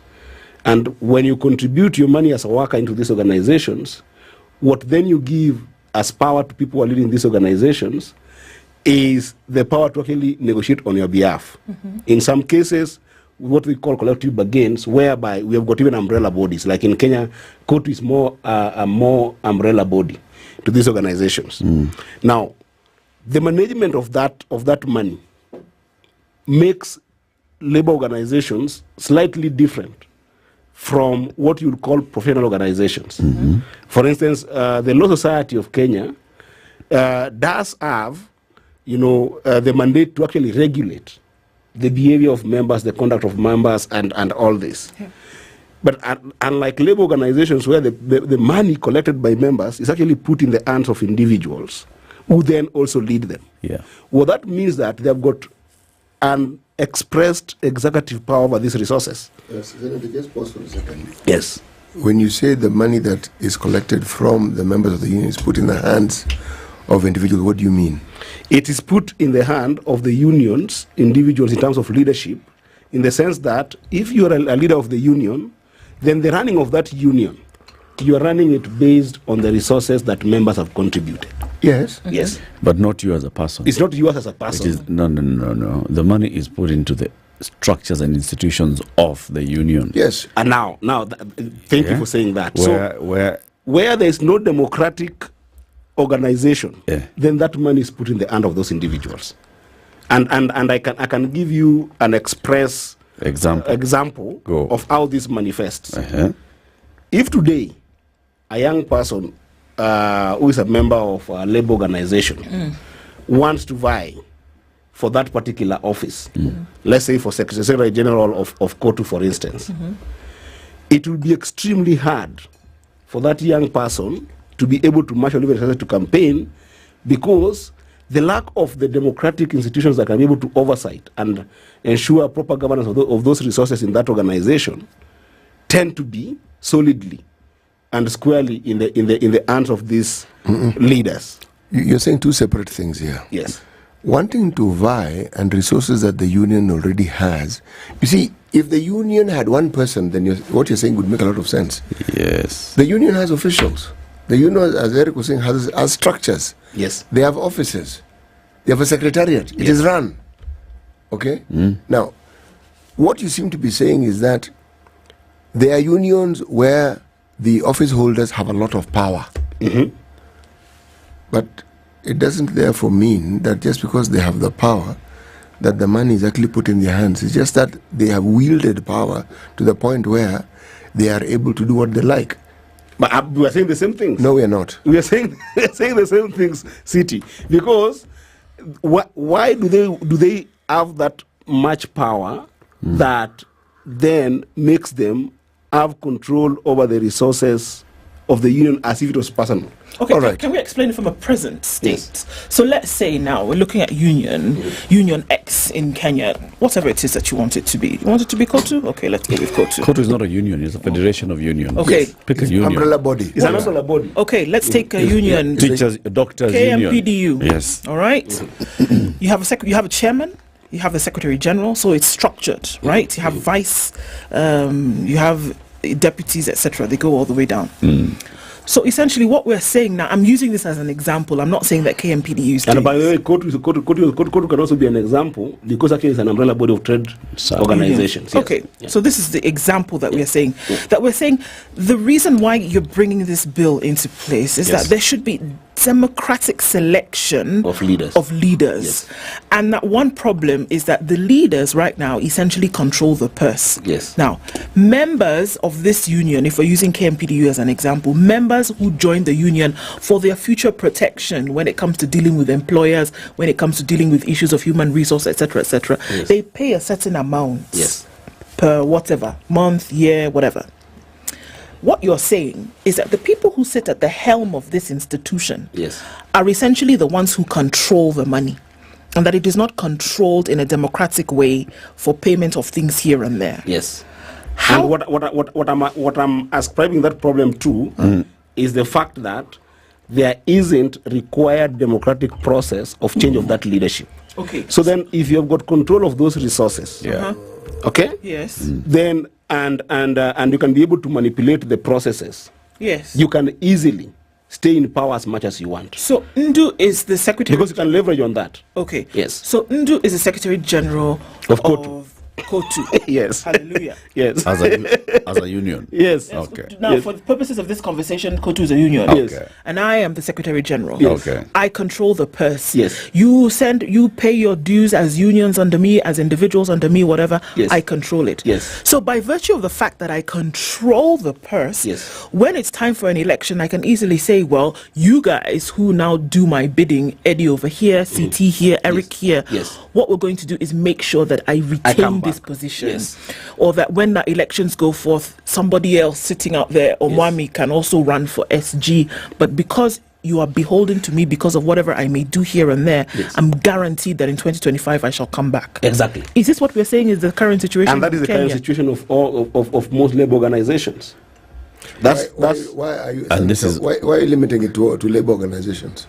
No, actually, it's also all the employer associations actually making sure that space is entirely democratized for all of them. Is this for a lack of a law? What's the current law that governs labor unions? The Labor Relations Act. Yes. Of 2020. The Relations Act has been amended a number of times. Yeah. But this particular aspect of it, which is the latest one that we are dealing with?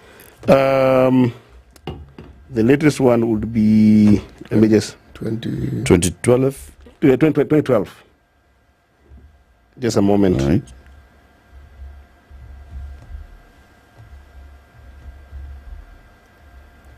So there's a law, and this law has been amended over time. Even before the Constitution, there was a Labor Relations Act. Even after the promulgation of the Constitution, then we had to look at this law so that it conforms with the Constitution.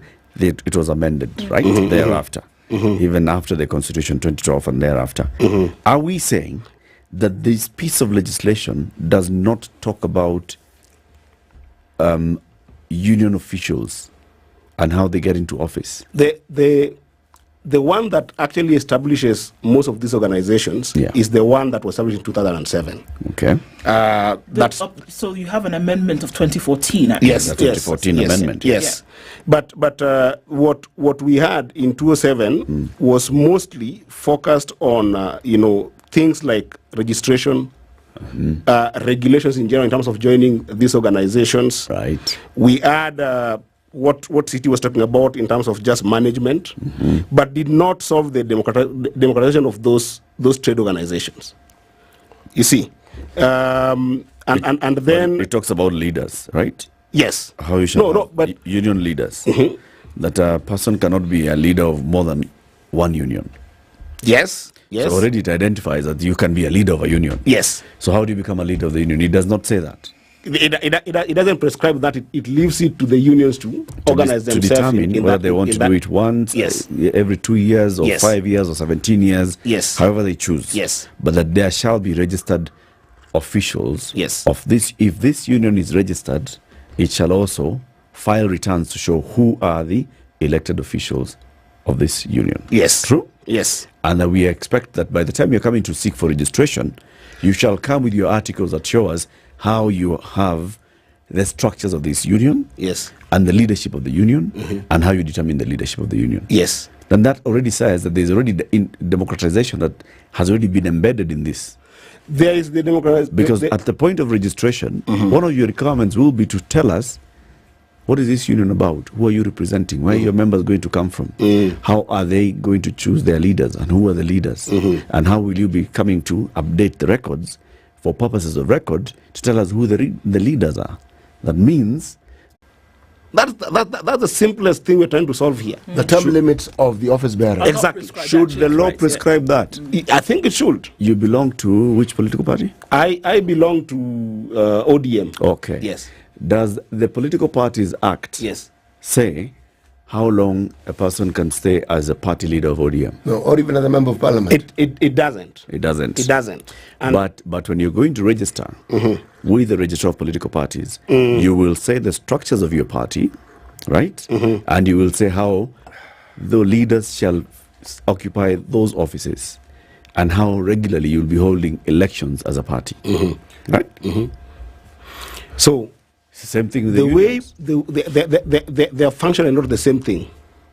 Political parties are organizations that are set to go and form power in government.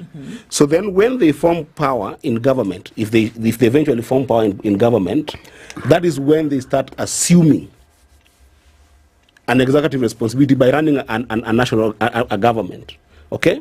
So when they are subjected to now the laws of the country, now that UDA is running the government, okay, then the people who have benefited from that particular political organizations now have got responsibility of our money and have got responsibility of our resources to the extent that now we start seeing term limits for those especially who have got executive power on the resources that we as a country are giving into their hands. An example of that is the Constitution itself gave that power of term limits to the president and to the governors.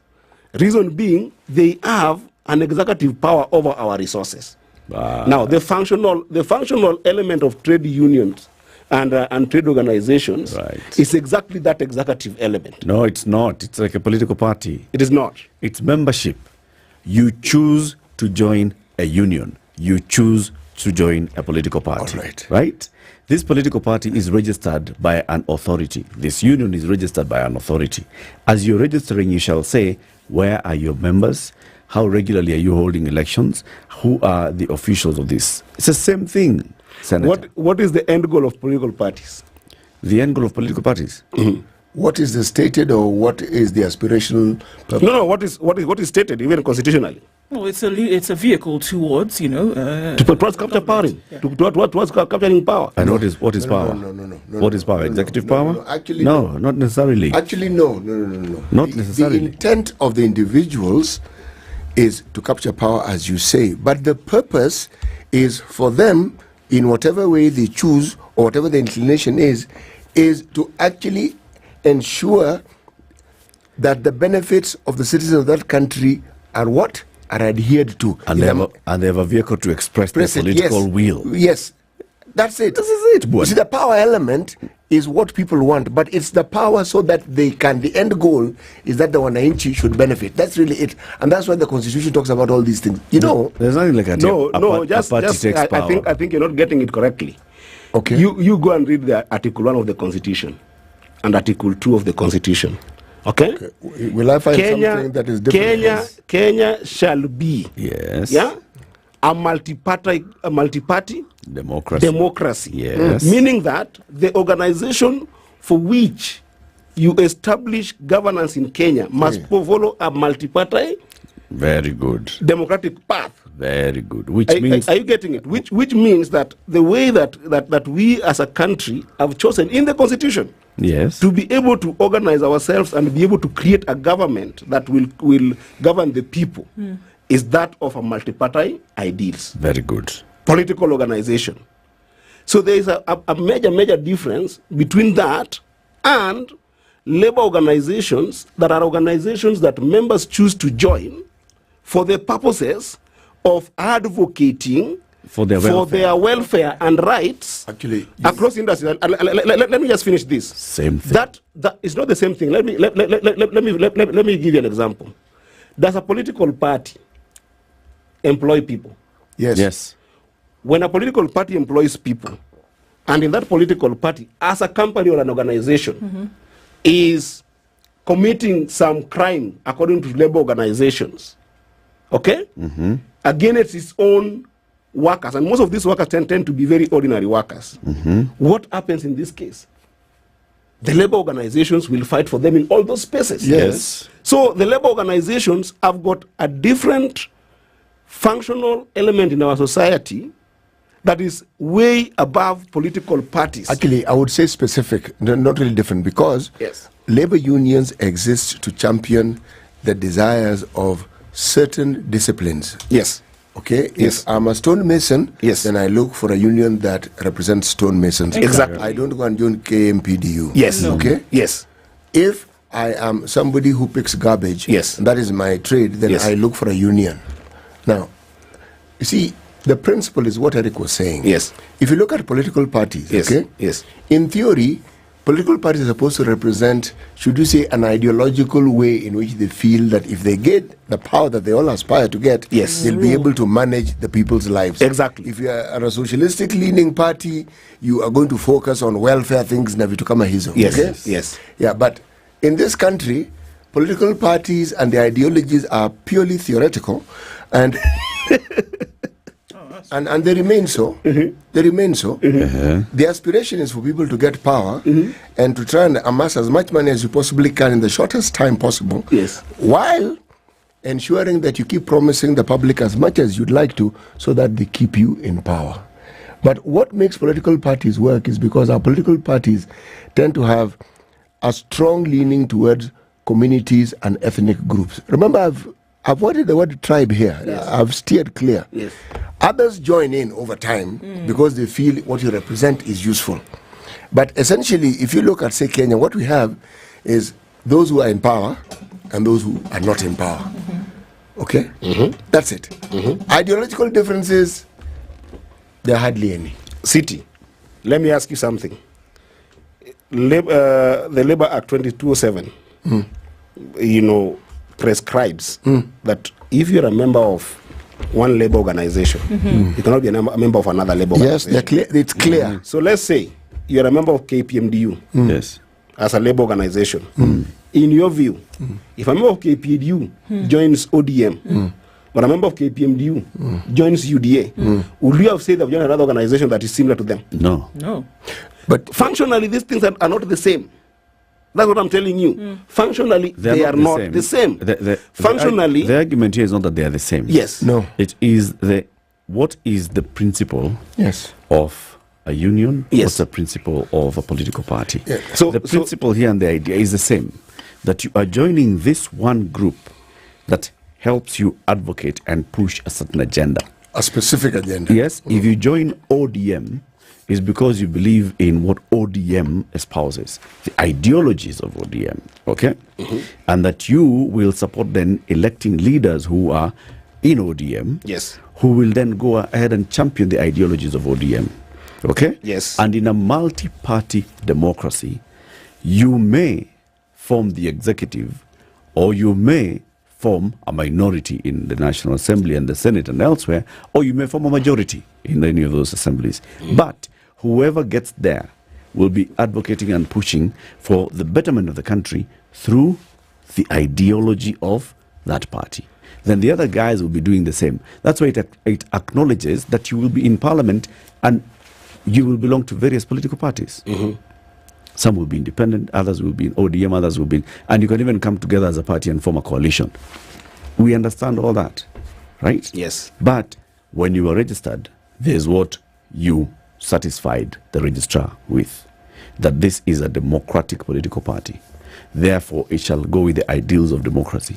It shall have members who are registered, and those members will be whatever they'll be doing, whether they are paying members, however they are contributing to the party. Then you'll have party elections from grassroots all the way to the top levels and the topmost organs of the party. And this is how you shall govern yourselves as a party. Same thing with the trade unions. As you are going to register, you shall meet these conditions. And those conditions include that you will have registered members of your union, right? Not just saying that all flower workers in Kenya belong to, no. They must individually register to join the union. And then you'll follow the others. You'll have elections, you'll have structures, you'll have all those things. I'm wondering, what are you curing? Where is the disease, boss? But can we take a break? Sure. Okay. Let's take a break and come back. 25 minutes to 9. Senator Ndu Okoh is our guest this morning. He is the senator for the great people of Migori. And he has proposed a bill in the Senate, the Labor Relations Amendment Bill 2024, right? Yes. Which is before the Senate. And he is seeking to introduce that the law stipulates how long one person can serve as a leader of a trade union in this Republic of Kenya. Currently, it's not in this act, but maybe it's in some individual unions. We don't know. We'll find out from him shortly. This is the Situation Room, the only way to experience the vibrant pulse of Africa at Festac Africa Festival 2024 in Kisumu. Join us for a week-long celebration of culture, music, fashion, and more from May 20th to 26th. Dive into sustainable growth with food, art, education, and youth empowerment. Don't miss Africa's premier Pan-African and global cultural exchange program. Get your tickets now. 1 day for 500 Kenya shillings or the full week for 2,000 Kenya shillings. Kisumu County welcomes the world to be part of Africa's forward movement. Act fast and secure your spot in this unforgettable journey. To register, just go to www.festacafrica.org. It's once again time for back-to-school shopping, and Naivas is here to let you know that you can shikanjia ya big shopping the Naivas Kiloko way. At Naivas, we acknowledge the effort parents and guardians have put into preparing for back-to-school. That's why we have lined up amazing deals and offers from the 24th to the 30th of April on back-to-school essentials with Naivas Kikapu Kibonge Super Safari. Naivas saves you money.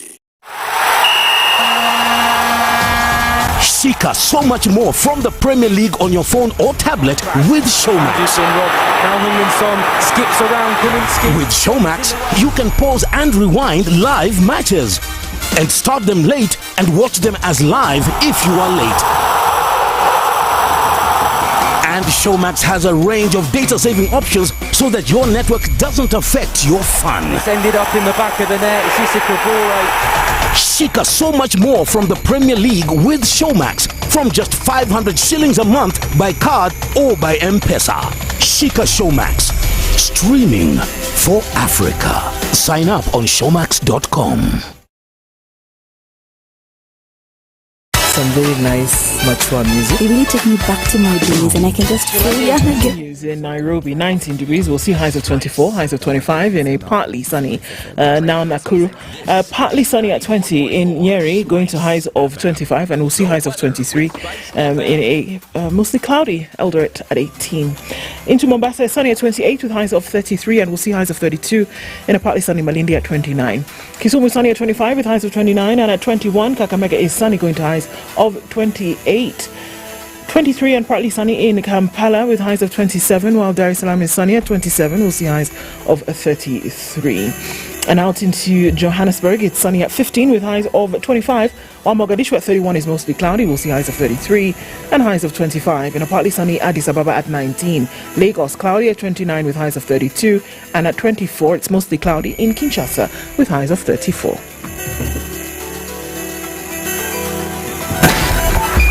SpiceFM, Nyeri. Again, not much with traffic this morning. Roads are clear, free in most directions that you're going. If you're looking in the capital, Nairobi, and onto many of your major highways today, we'll see that those are free and clear, except for some waterlogged ones, and remaining in that message where you need to be very careful as we see that floods moving in certain directions. So please be careful as you traverse these streets this morning. But I don't think we'll see much in terms of traffic today. We're going to keep an eye on things, however, even as the rain keeps coming down. Let us know what's happening where you are in other parts of the country as well, and we can share that news and information. We'll talk on SpiceFM, KE on X, hashtag The Situation Room. Mature, intelligent talk every morning. Spice up yourself.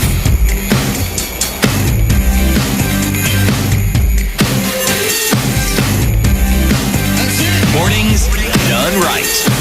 94.4 Spice FM, Nairobi. Our conversation continues with Senator Ndu Okoh from Migori County, the sponsor of the Labour Relations Amendment Bill, which is seeking to introduce term limits on union officials. Senator, I'd like to draw your attention to the Labour Relations Act of 2014, which says for amendment. you... That was an amendment. Amendment Act of 2014. The Labour Relations Act of 207. Yep. Yes.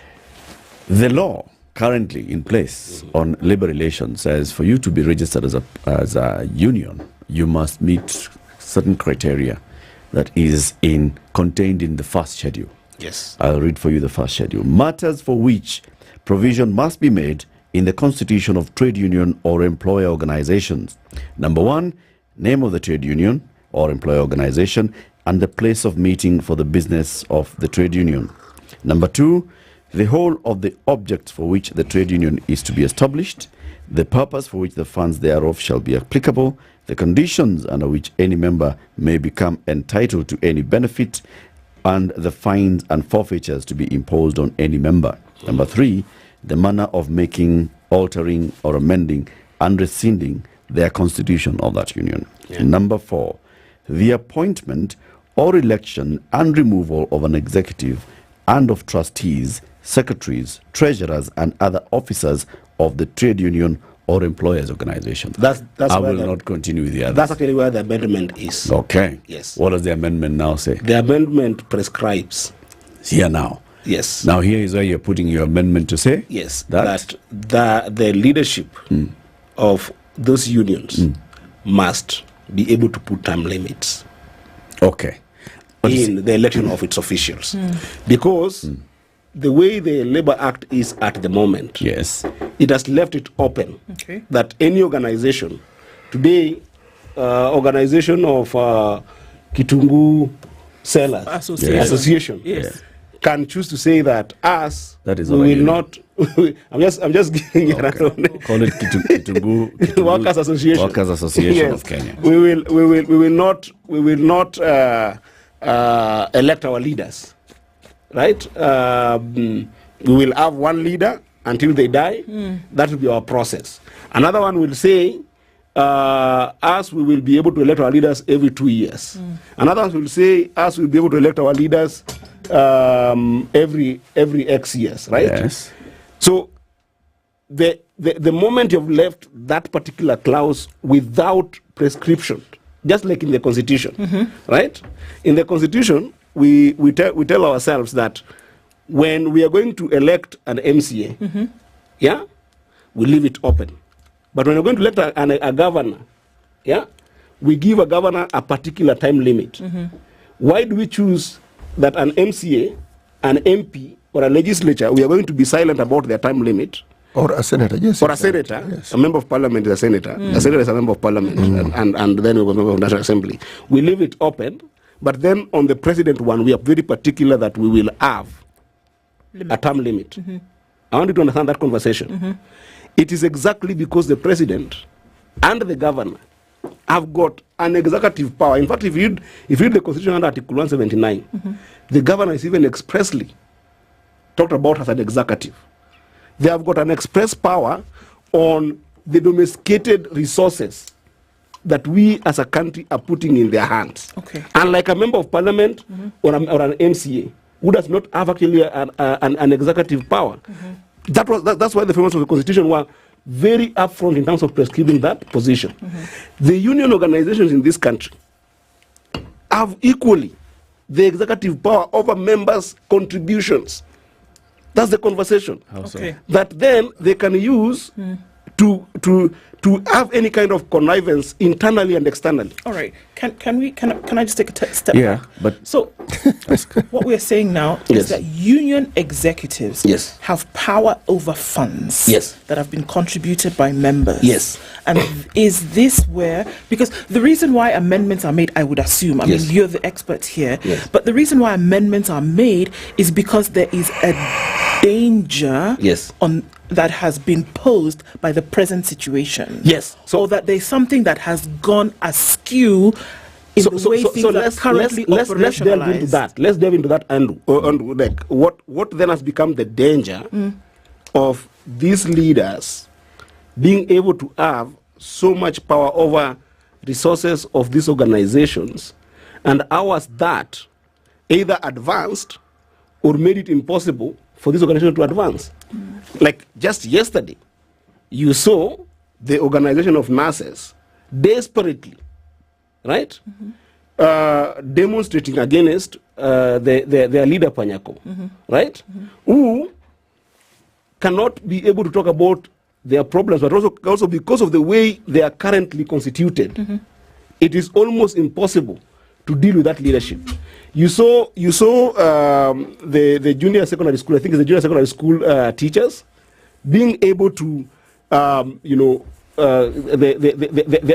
have been a pockets of different of them rioting here and there. Essentially, But then you see the leadership of Kupet being able to choose when they can be able to line with them and when they cannot be able to line with them. Why? Because number one, it is just very impossible to actually change this leadership in the time that they are in. But also number two, they can be that connivance with the system that they're trying to fight against, which is the government, right? During the time of their leadership, that then compromises this organization. I think the fundamental threat to the fundamental threat, which would be a positive threat to these leaders, executive leaders of these organizations, would be if you do not live to the ideals of these organizations, then you are sure that in 5 years or in 10 years, whatever the time leaders, you will be out. But then I think, Senator, that is the fundamental problem we're trying to cure there. It is not. Senator, I think your diagnosis or prognosis or both are wrong on this one. The giant unions that we see in this country, for example, the Kenya National Union of Teachers, right? Yes. Where you'd assume, because of the sheer number of members that this union has, the person who sits at the helm of this party would then have a lot of financial muscle. But we have seen changes in these unions, in elections, even where we see, and usually, secretaries generals of these unions have been powerful individuals. But we've seen them come, go. Elections Same happen, with the chairman. out, come in, somebody else comes in. Out how long? Regularly. Sosion came, left. Before him was, they had interchanged with Nzili, There was right? Nzili, and then before that there was Ambrosa. There was Mbugua. They change. It is not because of the money that they have. If members feel that this thing is not working because this guy has taken over, a member can choose to get out of that union. And they can form another union. This law does not say that you can only have one flour farmers union in the country, does it? No. That's why we saw a split in the teachers' unions. It doesn't say that. So this is not a problem. If we were to take that to its logical conclusion, then we would say that let's also look at political parties. A political party as giant as ODM, for example, and I'm just using ODM as here for example, and you're a member of it, so you even have insider information. As a member of ODM, you contribute to money to the ODM. ODM also receives taxpayers' money as a political party's fund. Can we say that the chairman, the party leader, and the secretary general of ODM are so powerful that that's why ODM has not had elections, that's why they have not left office, that's why all these things are happening? No, we cannot say that. We cannot say that the leadership of ODM, of Jubilee, of UDA, of NAC Kenya are so powerful because of their misusing people's money. We cannot say that. And that's why the law comes in and says there will be a constitution. This constitution shall say who are your members, who are your officials. You can say how often you change your officials of the union. The constitution also says that you shall tell us who is contributing, how they are contributing, and there will be an audit of the contributions and the usage of the members' monies. It is in the law. If you are curing that, then you should be going to tinker with that and say this audit shall be held every 3 months. Or you shall make sure that this person does not have all power in determining what happens to the party. I mean, to the money that comes into the union. Introducing a term limit, I don't see how this brings a solution.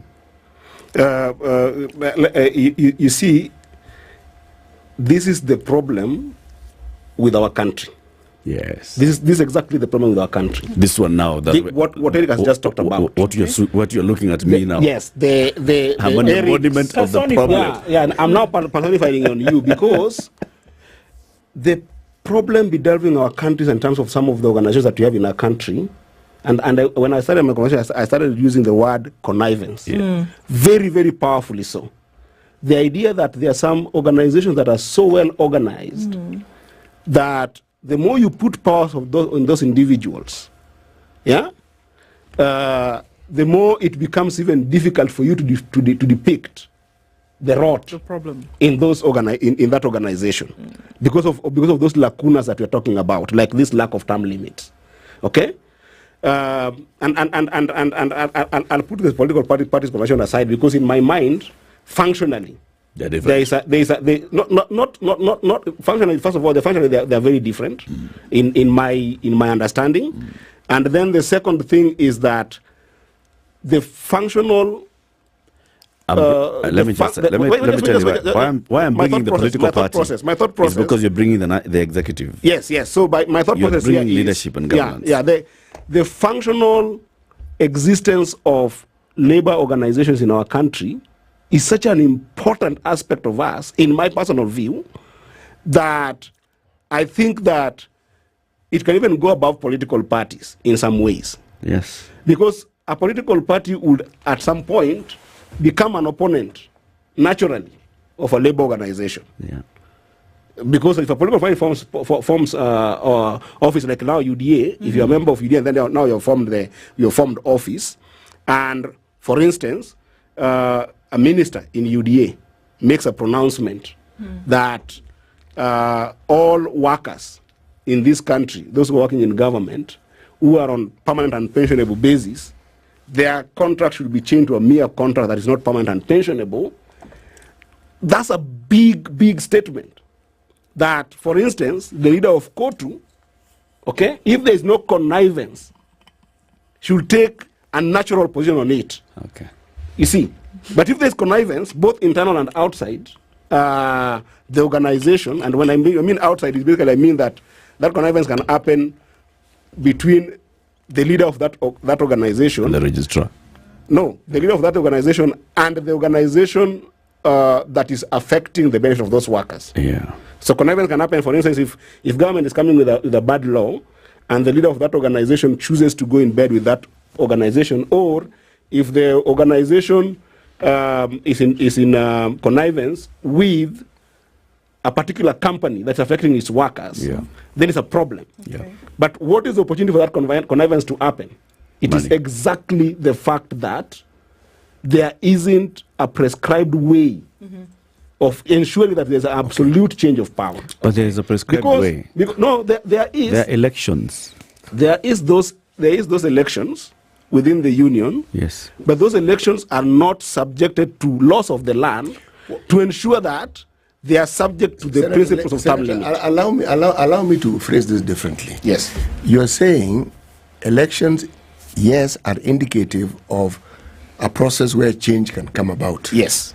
But you are saying there must be something prescribed specifically to state that, yes, you have elections, but there must be term limits for every position.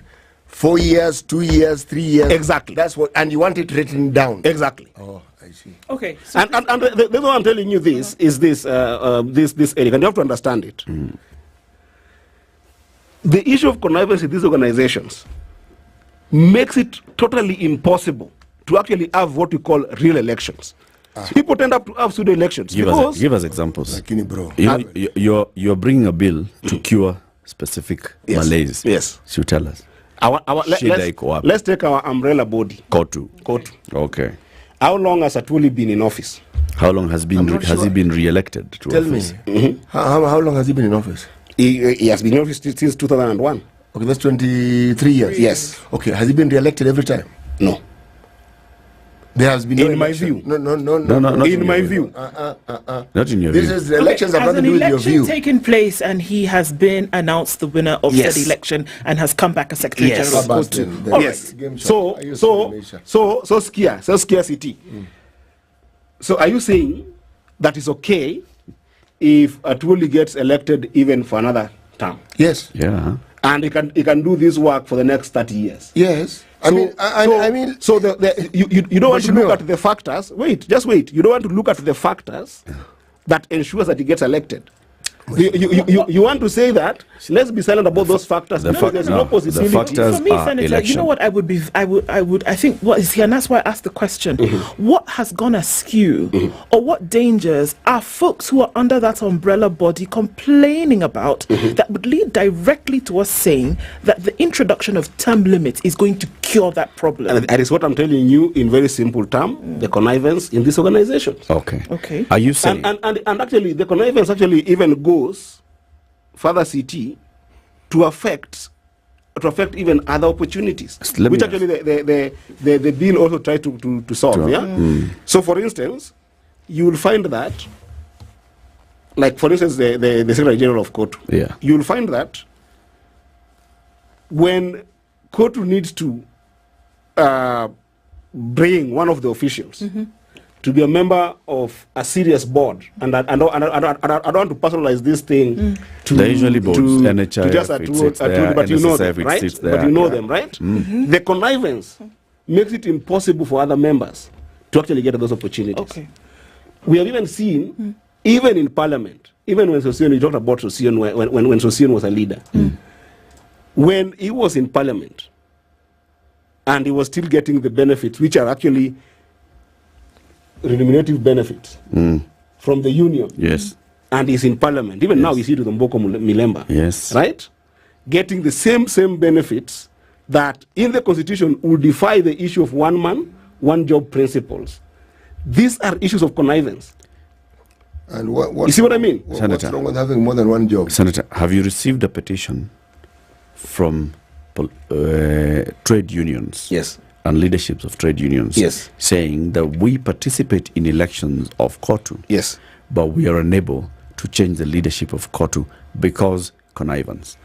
I have received those complaints, and the good thing about this bill, is that it's going to be subjected to the entire bill making process, which includes public participation, where these leaders of all these unions that have also been approaching me about this problem that is endemic, that is not visible to people like you, Eric. Let me Right? ask you no, Senator, do these people want to take over Atwoli's job? No, it's not about and the fact they can't remove him. I mean, what is the problem here? It's not about taking Atwoli's job. It's about bringing sanity. And by the way, City, if you visit to Atwoli, then you simplify. No, it is Atwoli. Wait, Atwoli you simplify has been there for 23 years. It is about him. Let me tell you. It's not about anything else. And other leaders as well. Like which one? I've given you an example of leaders who even have got two jobs. And I don't want to personalize them. You know me, I don't even see a problem with 2 jobs. Even 3. Honestly. Look, I honestly don't see a problem. Are you a member of any labor organizations? No. That's why you can't see the problem. No, but I'm exercising my right. Because there are members of those organizations who cannot be able to get those opportunities, right?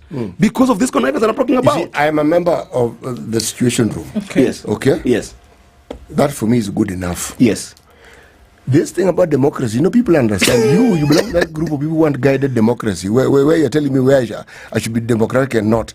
Democracy is precisely what you are arguing against. Believe me, you allow people to vote. They are voting.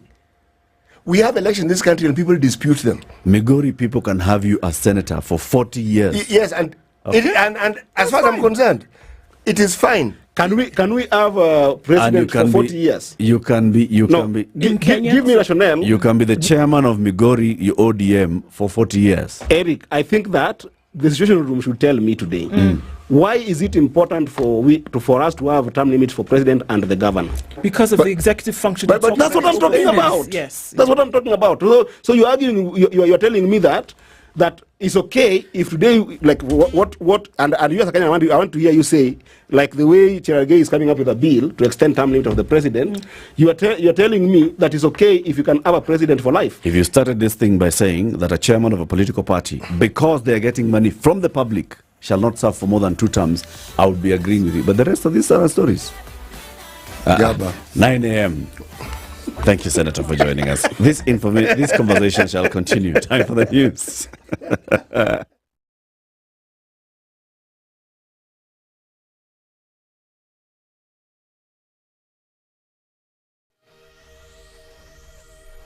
Good morning, this is the News Wire. I'm Leah Obaga.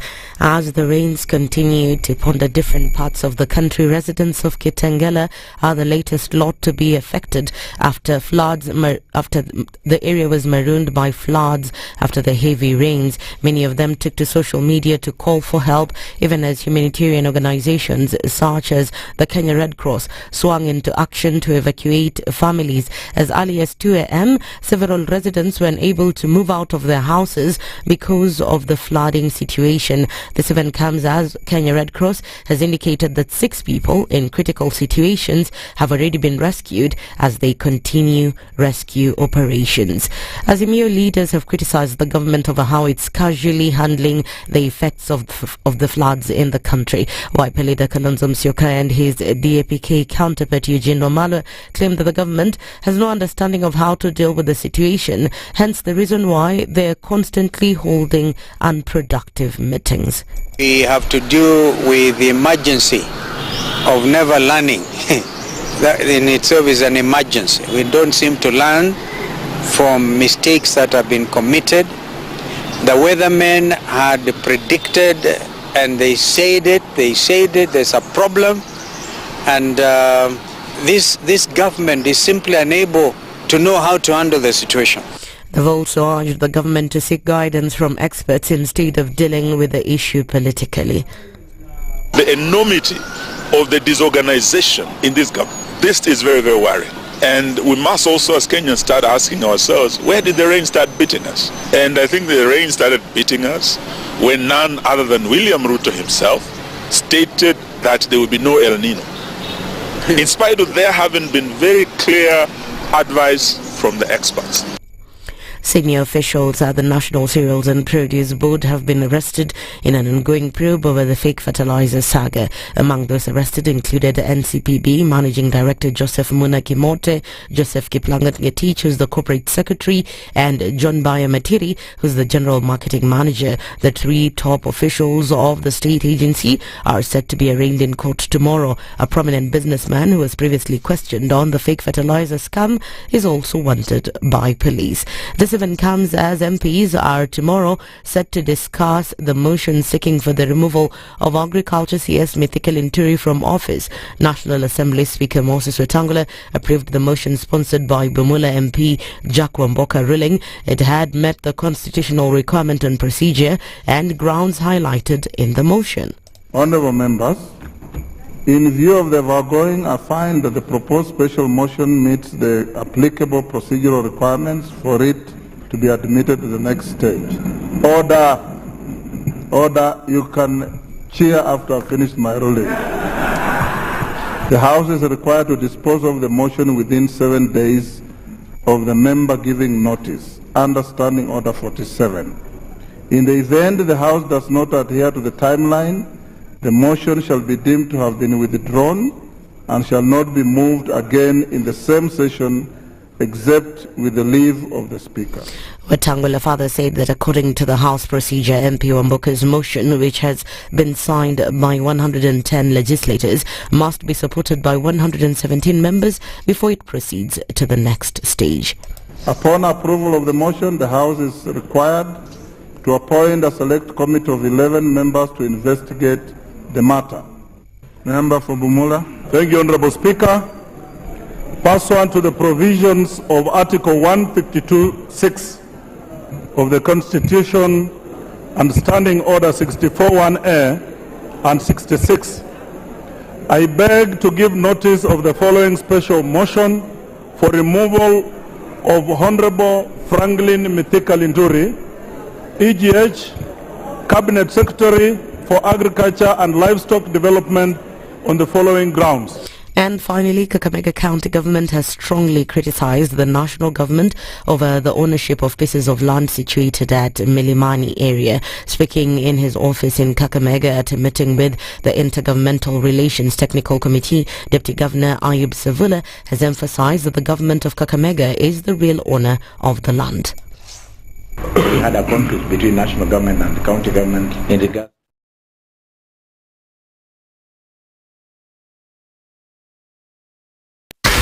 94.4 Spice FM, Nairobi. Okay, so not dealing with too much in terms of traffic this morning. Most of your roads free and clear because you're going out into the city where on a public holiday. Most folks are indoors, and because of the water that we see everywhere, that is the advice actually. If you don't have to get into it, don't. Let's see what happens through the morning today. We're going to need you to talk to us on SpiceFM KE on X, hashtag The Situation Room.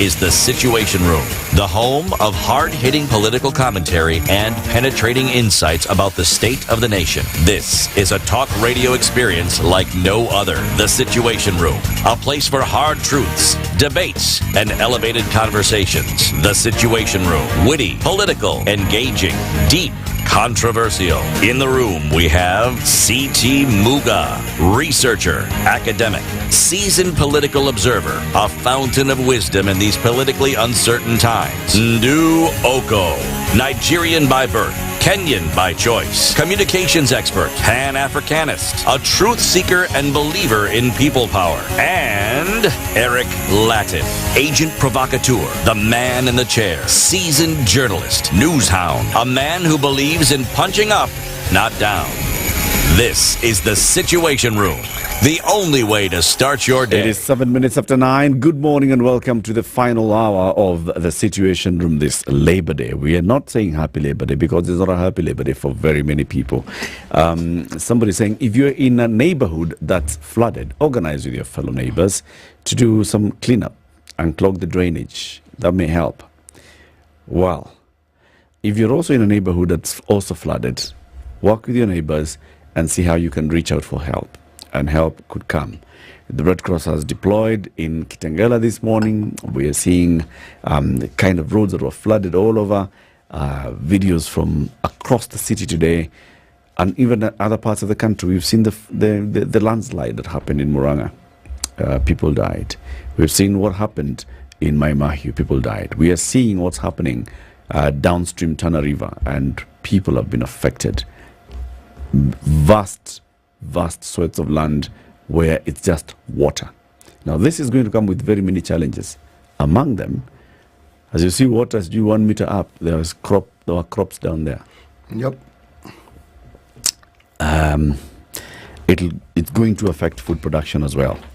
Yesterday we had a conversation with Mzalendo wa Jera from Mathare, and she was talking to us about the kind of organization that they are doing in Mathare to bring people to, mobilize support for Mathare people, mobilize help that comes into the community.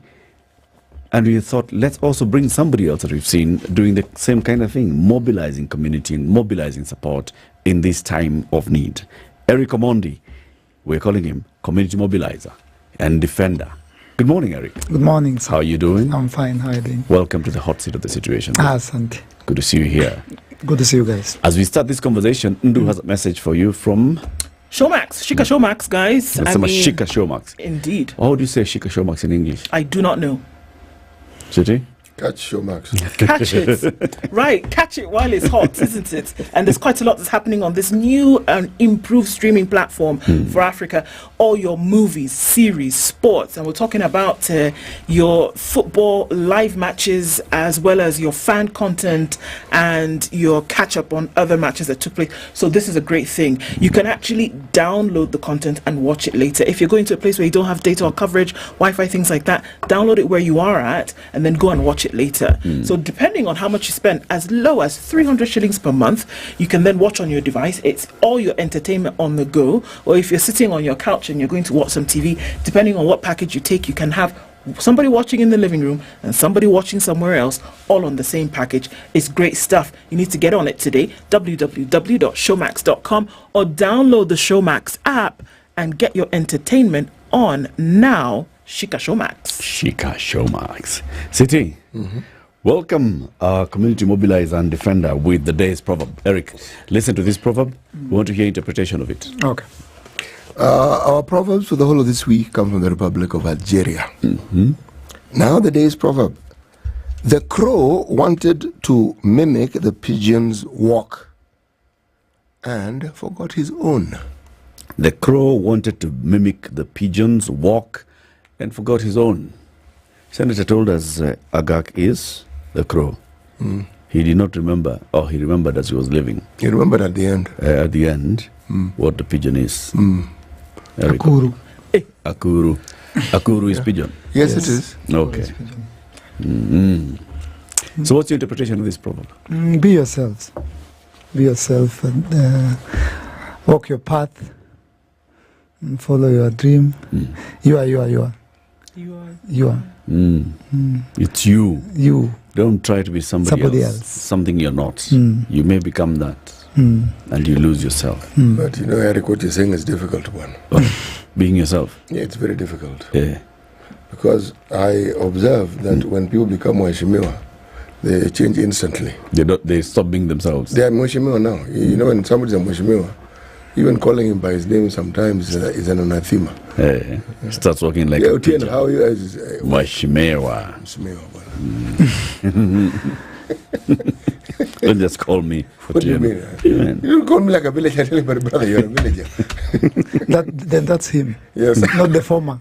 That's now the real him. Now that's the real him. That's the real crow. That's the real crow. Yeah.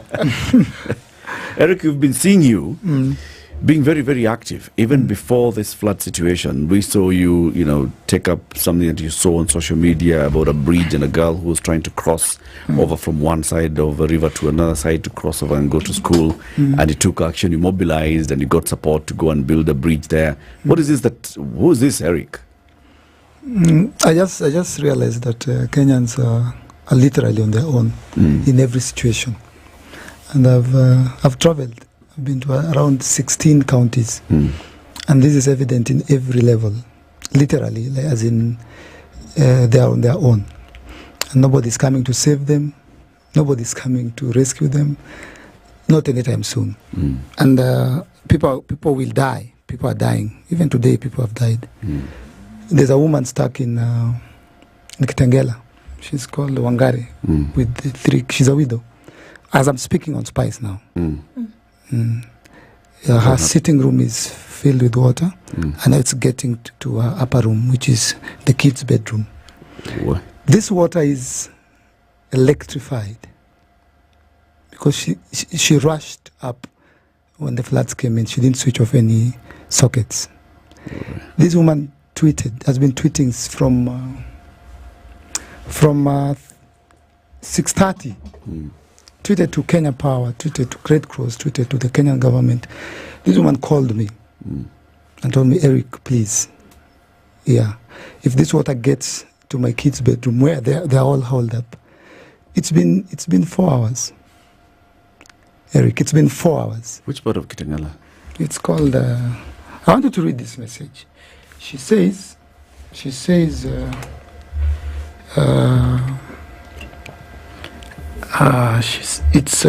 just texted me even a photo of her and her children. She's called Wangari.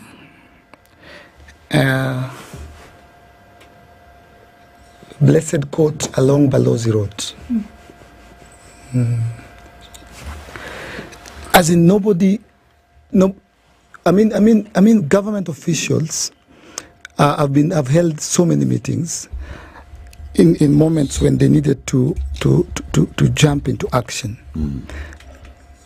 5 days ago, I was in Athi River. I was called by a guy who was on the SGR to Mombasa. Called me at around 7. Said, I've seen something and I'm not sure what I've seen. I think I've seen hundreds of people on top of roofs. That was in Athi River. So this thing happened like an hour before the train passed. So I rushed there. 8 people called me from Athi River. Some border operators who have my number. I got there at 7:15, 8:15, 9:15, 10:15, 11:15. I left there at 12:15. Kenyans had posted. There was no single officer, not even an AP or a policeman. Who was on the ground? No one. And at the same time, after we posted all these videos with children, I saw a young girl on top of a roof for 4.5 hours crying. I went online and I saw the President of the Republic of Kenya launching a motor vehicle plant. The governor was calling for a press conference. How do you call for a press conference to talk, discuss, prepare, plan? Na kuna mtoto juu ya nini Eriko? Kuna mtoto juu ya mabati. Can we have meetings after the floods? There are funds, there are teams, there are disaster management. Can the government swing into action? Because every time something happens, even Mai Mahiu, the president had a cabinet meeting. Ya nini? Do you know how long a meeting takes? Then they have these waters and tea and cookies in the meeting. They actually drink tea. Wanaeka sukari and they actually koroga and they drink tea and discuss for 6 hours while the people stuck in the mud, dead. Families, people. There's a guy, I don't know why they watched what I posted when I was in Nini. In Mai Mahiu, there's a guy who's lost a son. Yeah, I posted all those things. The daughter alipatikana kwa mti, alive. The guy looked for the son. People are pulling their kids from the mud, dead. While again, President Ruto is in a meeting in State House with the entire cabinet. And Gachagua flew there on a very big chopper. Did 2 rounds. Akasimama, then again microphone. You're saying that there's a disconnect. There's a disconnect between the talk of response and the actual response. Yes. Okay? Yes. From all these places that you've been to, are you saying that you have not seen coordinated response? I've not seen any coordinated, not any response. Because we've seen other forms of coordinated response. For example, reaction. Yes. For example, in Machakos County, when there was flooding at Crystal Rivers, when there was flooding elsewhere, where we've seen county officials coming to say, all right, so this is the situation right now, guys. There are people who are marooned there. I've come with ambulance. I've come with other officials. We've come with county officials. How do we coordinate all of us so that we can all move? Those who are unable to move, we find a way of carrying them. And they've done that. Are you saying, for example, in the river, when you went there and you spent those 4 or 5 hours there, that there was no chief, assistant county commissioner, deputy county commissioner, Red Cross? Is that what you're saying? County officials? There was nobody. There were hundreds of people. There was a lot of confusion. And women screaming. There was nobody to organize people, to calm people down, to assure people, until I got there with a boat. Yeah? And they took over the boat. Who? The young men. Yes. The local community. Yes. Yeah. I was stewarding the boat, but they took over. Eric, you should have seen when I arrived at the pickup and they saw the boat. They didn't even untie it. They tore. And we went and rescued the 34 people. The Machakos County, there was a picture that was trending of a young girl that the governor was pictured carrying. Yeah. Yeah? And then another county officer was also pictured carrying. And then another one, there were 3. And somebody commented and said, kwani mtoto anabebwa mara ngapi? It was the same child. Si alikuwa amebebwa na governor. In the Facebook post. Different sections. Wanapokezana. Kafika hapa kampati. Wanapokezana. Huyu pia akaendelea kidogo kampati. It's a photo op. Isi nipatie. Piga picha. Chukua ingine. Songa nyuma. And they posted it. The governor's account. I think they deleted it when people started saying, mtoto amebeba, kwani unabeba mtoto mara ngapi? You see that confusion? How do you even post that? Yeah? So Kenyans are on there's their a own. problem, what you're saying. There's a problem. There's a very big problem. And that's why I am rallying Kenyans to come together and solve their own problems. That's a major thing, Eric, isn't Yes, it? Because it is. now we are saying that for a disaster of such great proportions, it's not just Mai Mahiu, but like you said, on the eastern side of the city, if you're coming from Nairobi, going towards Machakos, Athi River, Kitengela. I mean, just this morning, we've heard that there are folks, apart from what you're saying, we've heard that other folks now are stuck again because of the water that has logged their houses. We're talking about parts of Nairobi. Across the country, I don't think there's anywhere you look right now where there are not people with help. But what you're saying that struck me is that, I mean, we've heard it before and it's been used. But here we are in such a disaster. And are you really saying that Kenyans are on their own and that the responsibility to save other Kenyans, the responsibility to get them out of these difficult situations, to provide food, water, shelter, is actually on the shoulders of Kenyans themselves? Yes. And a government which has been put in place with structures and funds and resources to do this, then is not there. Yes. And it's happening as we are speaking now in Kitengela. the videos streaming and people sending me WhatsApp of Kenyans saving Kenyans, Kenyans carrying Kenyans, Kenyans, providing. Like in my mouth, I saw people giving blankets. Some old woman giving blankets to some girls. Chukua hii pelekea nini Jane. It's Kenyans for Kenyans. What the leaders are doing currently, they're discussing term limits, presidential term limits. They're about to appoint CSS. That is the talk in Parliament right now. Otherwise, they're quiet. I've not seen any influential politician speak of a solution since it started flooding. But the other day, the governor of Nairobi, flanked by the CS, Moses Kuria, as well as, who else was there? There were three of them in uniform. The CS Interior. They were together and they were giving money to Nairobians who had whose homes had been destroyed essentially. That was 2 days after. On the day of disaster, they had the governor had a press conference again. When news broke that people were dying people were stuck in Mathare, and there were people in Ruiru, a place called OJ, and children stuck marooned. It's called Malindi, yeah, around. Around, and the governor called for a press conference. Two actually. He did one at 1 p.m. and another with the former prime minister in the evening. And then I think a day or 2 days later, I saw him with Moses Kuria. Again, I saw pictures of them sitting in a conference room. Kuria chairing the meeting, and Sakaja on his left before they left for what you're saying. So my point is, disaster management is about urgency and emergency.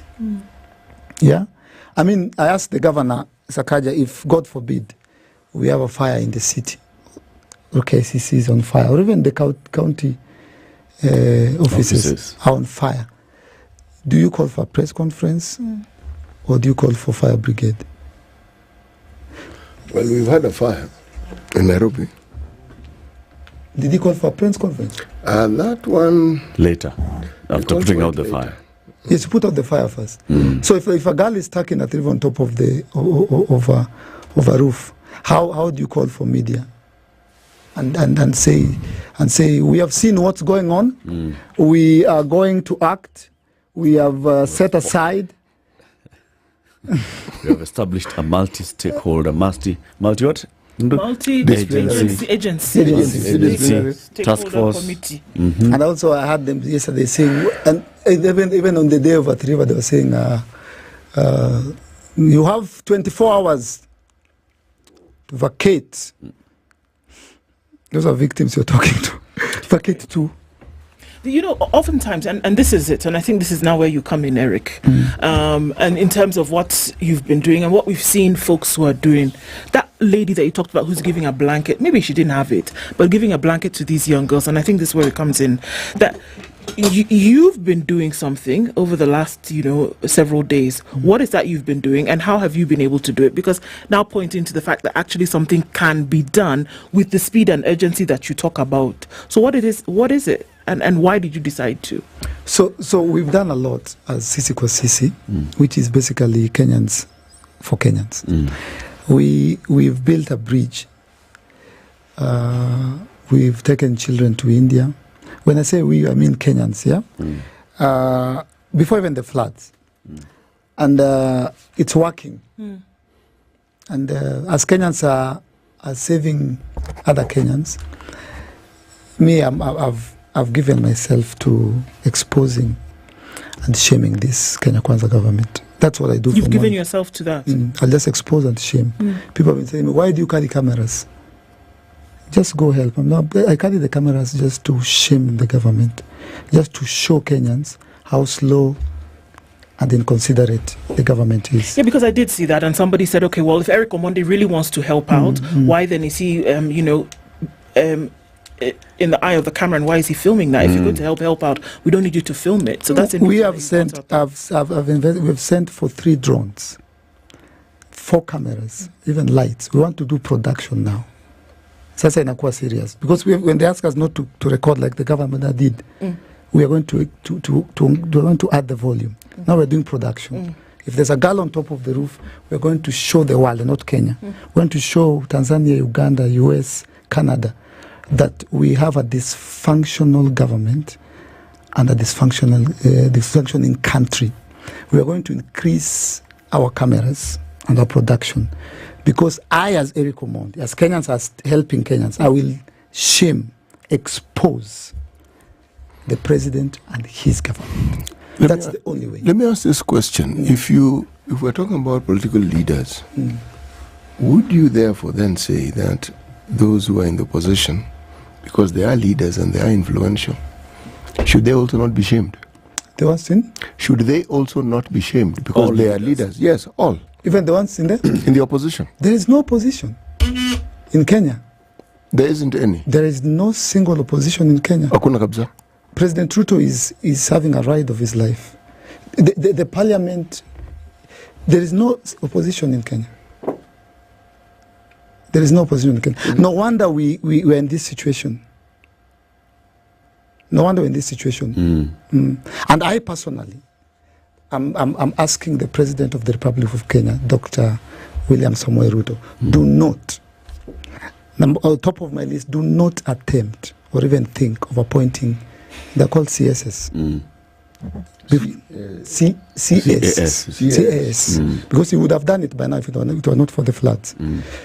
Do not attempt or even think of doing that, even before the doctors are paid, before people who are homeless from the floods are helped. Because I know, niko na inside information kidogo from a politician that it might happen next week. Mr. President, don't. What appointment of CSS. Okay. Why? Mi niko na intelligence wanakuwa appointed next week. Okay, but why are you advising that they shouldn't? If the president tries, you know, sometimes because I'm a comedian and I'm a very small factor, and people might take it as a joke. But this is my message to President Ruto. Do not even think or dream of appointing a single CS. That is about to appoint 23. That will be it's called what that breaks the back? The straw that breaks the camel's back. Eric Omondi is requesting the president, respectfully, do not appoint the CSS. Not next week, not next month, not any time. Because doctors are on strike, people are dying in hospitals, children are sleeping in the rain. Mr. President, do not appoint the CSS before you pay the doctors, before you settle the homeless. Because if it does, then we will have a problem. What do you foresee as a problem that we will have? Because we will rally Kenyans, which is constitutional. We will rally Kenyans, and I don't think the government will sleep peacefully. Some of us have talked to our parents. Yes, some of us have talked to our mothers. And some of us are willing to lay our lives because I believe personally that someone has to say it. Someone has to take a stand. Someone has to take a stand, and we will take that stand. And I've said it here on Spice. So when it happens, we'll because I know it's going to happen. That's why I'm raising it. Someone from that side has told me. India. Died in India and we brought back and buried. I have witnessed the pain that children mostly and women go through because of the negligence and the greed of the Kenyan leaders. So I speak with a lot of pain in my heart. And when I asked the President, Dr. Ruto, not to do these things, I say it while my voice is shaking. Because I'm almost at the point where and I've told you, some of us are willing to lay our lives down to see a change. And we must get to a point where Kenyans must say enough is enough. And if I was the government, if I was the president, I would stop and think twice. Yes, because... Before we take a break, tell us about that, the little child called Payden. Payden was a child in Kenyatta National Hospital who had a tumor on the left side. And The mother, of course, contacted me through Twitter. I rushed to Kenyatta, the pediatric ward. Upon arriving there, I asked what's the problem. Because the child was crying morning, day, night. Bro, there were no painkillers. Not medicine. Painkillers. Painkillers. A painkiller. I don't know what form of painkiller the baby needed. So sumpatie Panadol. At the very least. Yeah, but something, anything. Before we handle her with the pain or treat pain, there were no painkillers. So one of the nurses, after an hour, tells me, kuna shida na hii hakuna dawa, hakuna nini, but tumetumana. Then the mother's like, but walisema hivyo ni juzi. So I tried to get the kid out of the hospital to Nairobi West. Took me a whole day. Of course, they said I'm there to shame the hospital. Why am I taking away the baby? I'm not the father. I'm like, the father is here. And I've done my research. We called Mata, we called Impisha. Then Nairobi West told us, let them toto.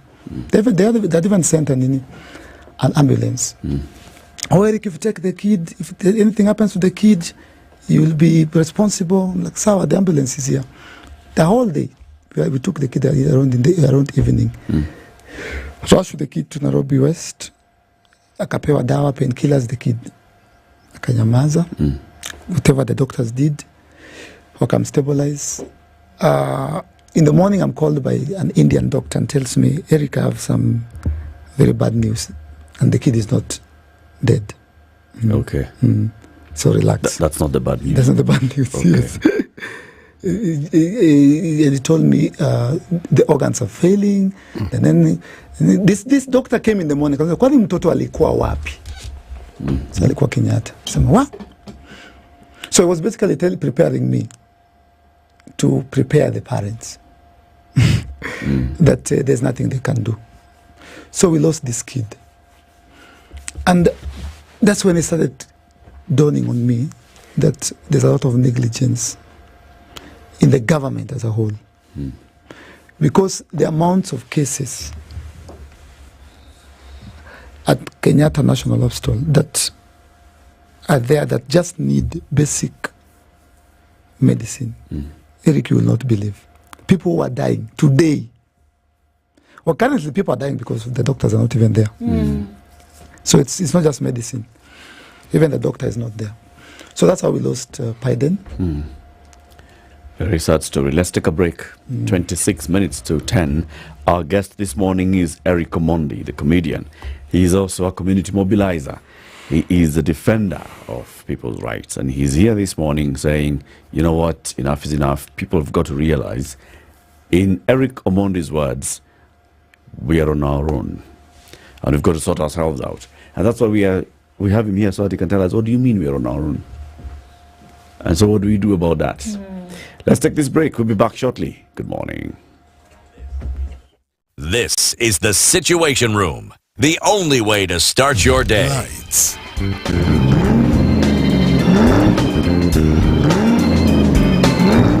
Digger. Action. Do you have the passion, the interest to tell a story to the world in your own style?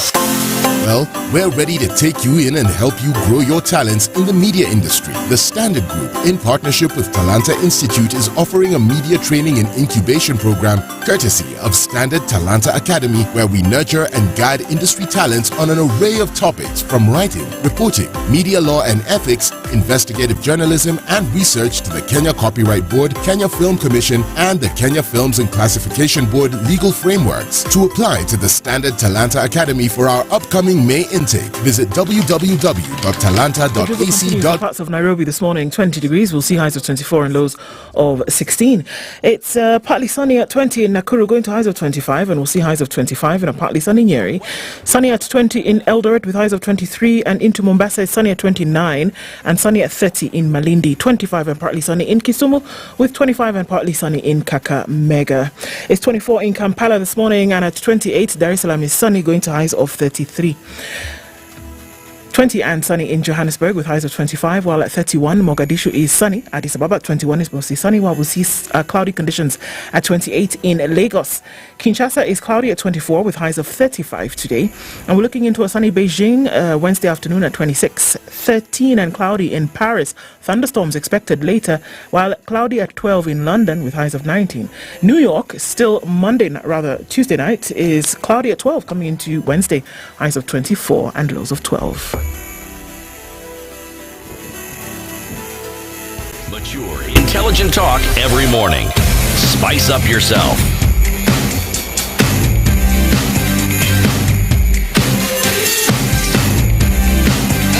Mornings done right.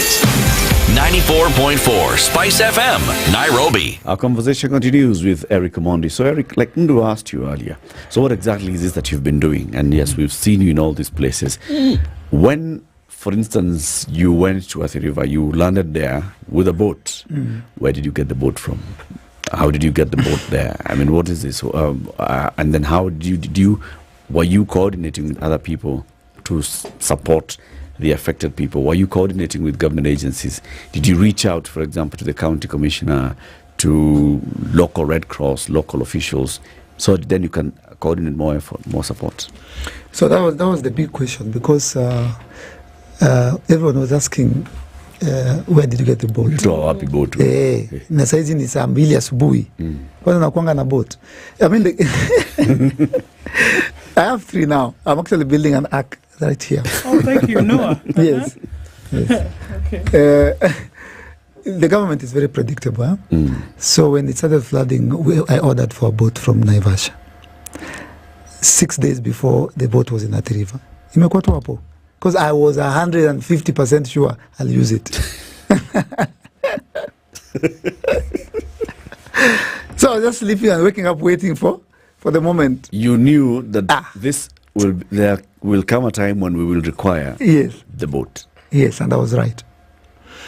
And have you seen any other boat in Nairobi? Yeah. Have you seen any I've other seen boat? they're called the rafters or what? Yes. But this is an actual boat, yeah? So I'd ordered the boat. Actually, the night before at the river, I saw something happening in Ruiru. And I could tell by morning this will be disastrous.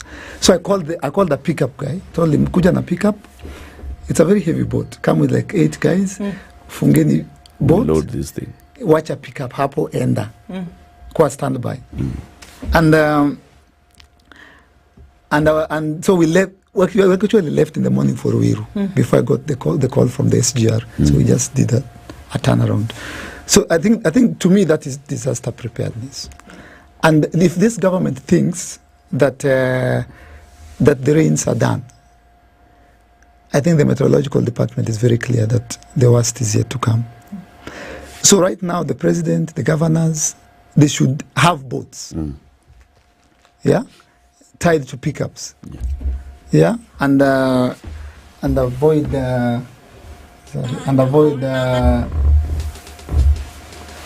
avoid doing these press conferences. Can pass it to Eric.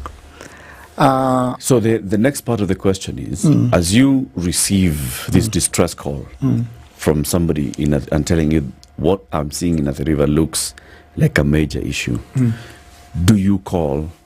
I'm sure you also have contacts of government officials. I don't call government. But I'm sure you have you have contacts of the local police.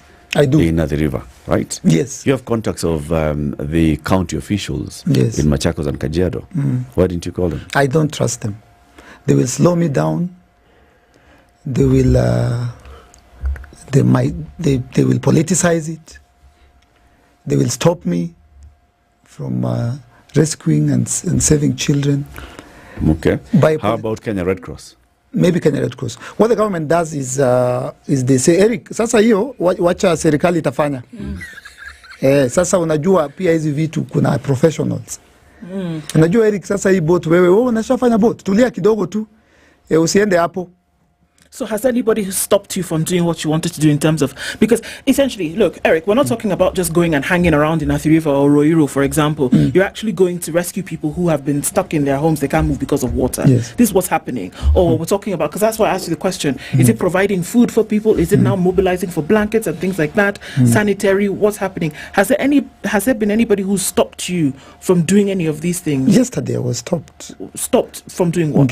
From entering Gea Secondary School, where the flood victims have. So when the flood came into Mai Mahiu, people lost their homes. Sure. So the government took them to Gea Secondary School, just along the road. And the police stopped me from going in. Why? The president was on his way, so nobody could go in. Rais anakuja. I'm like, bro, ni nini bana wewe? Yeah, nataka kusaidia watu. I couldn't go in. They stopped me. And what did you want to do? I wanted to go. I was with our father, the guy. I'll show you the guy who lost the son. The story I was telling you, and the wife was in there with other kids, and so we agreed we were gonna help them rent a house. Yeah, the houses there are not very expensive. Kuna nyumbata ya 3K, 3,000. So we had that conversation, and so told me I'm not the only one. Let's go, because we are currently working on a pay bill for Sisi kwa Sisi. I've been requested by friends from the US. So I was thinking like that, like let's see how many more. And I told the policeman, we really had a very bad altercation. I told him, are you okay? Are you a Kenyan? Wewe unalipwa pesa ngapi mshahara? Ndio ni stop. We really fought.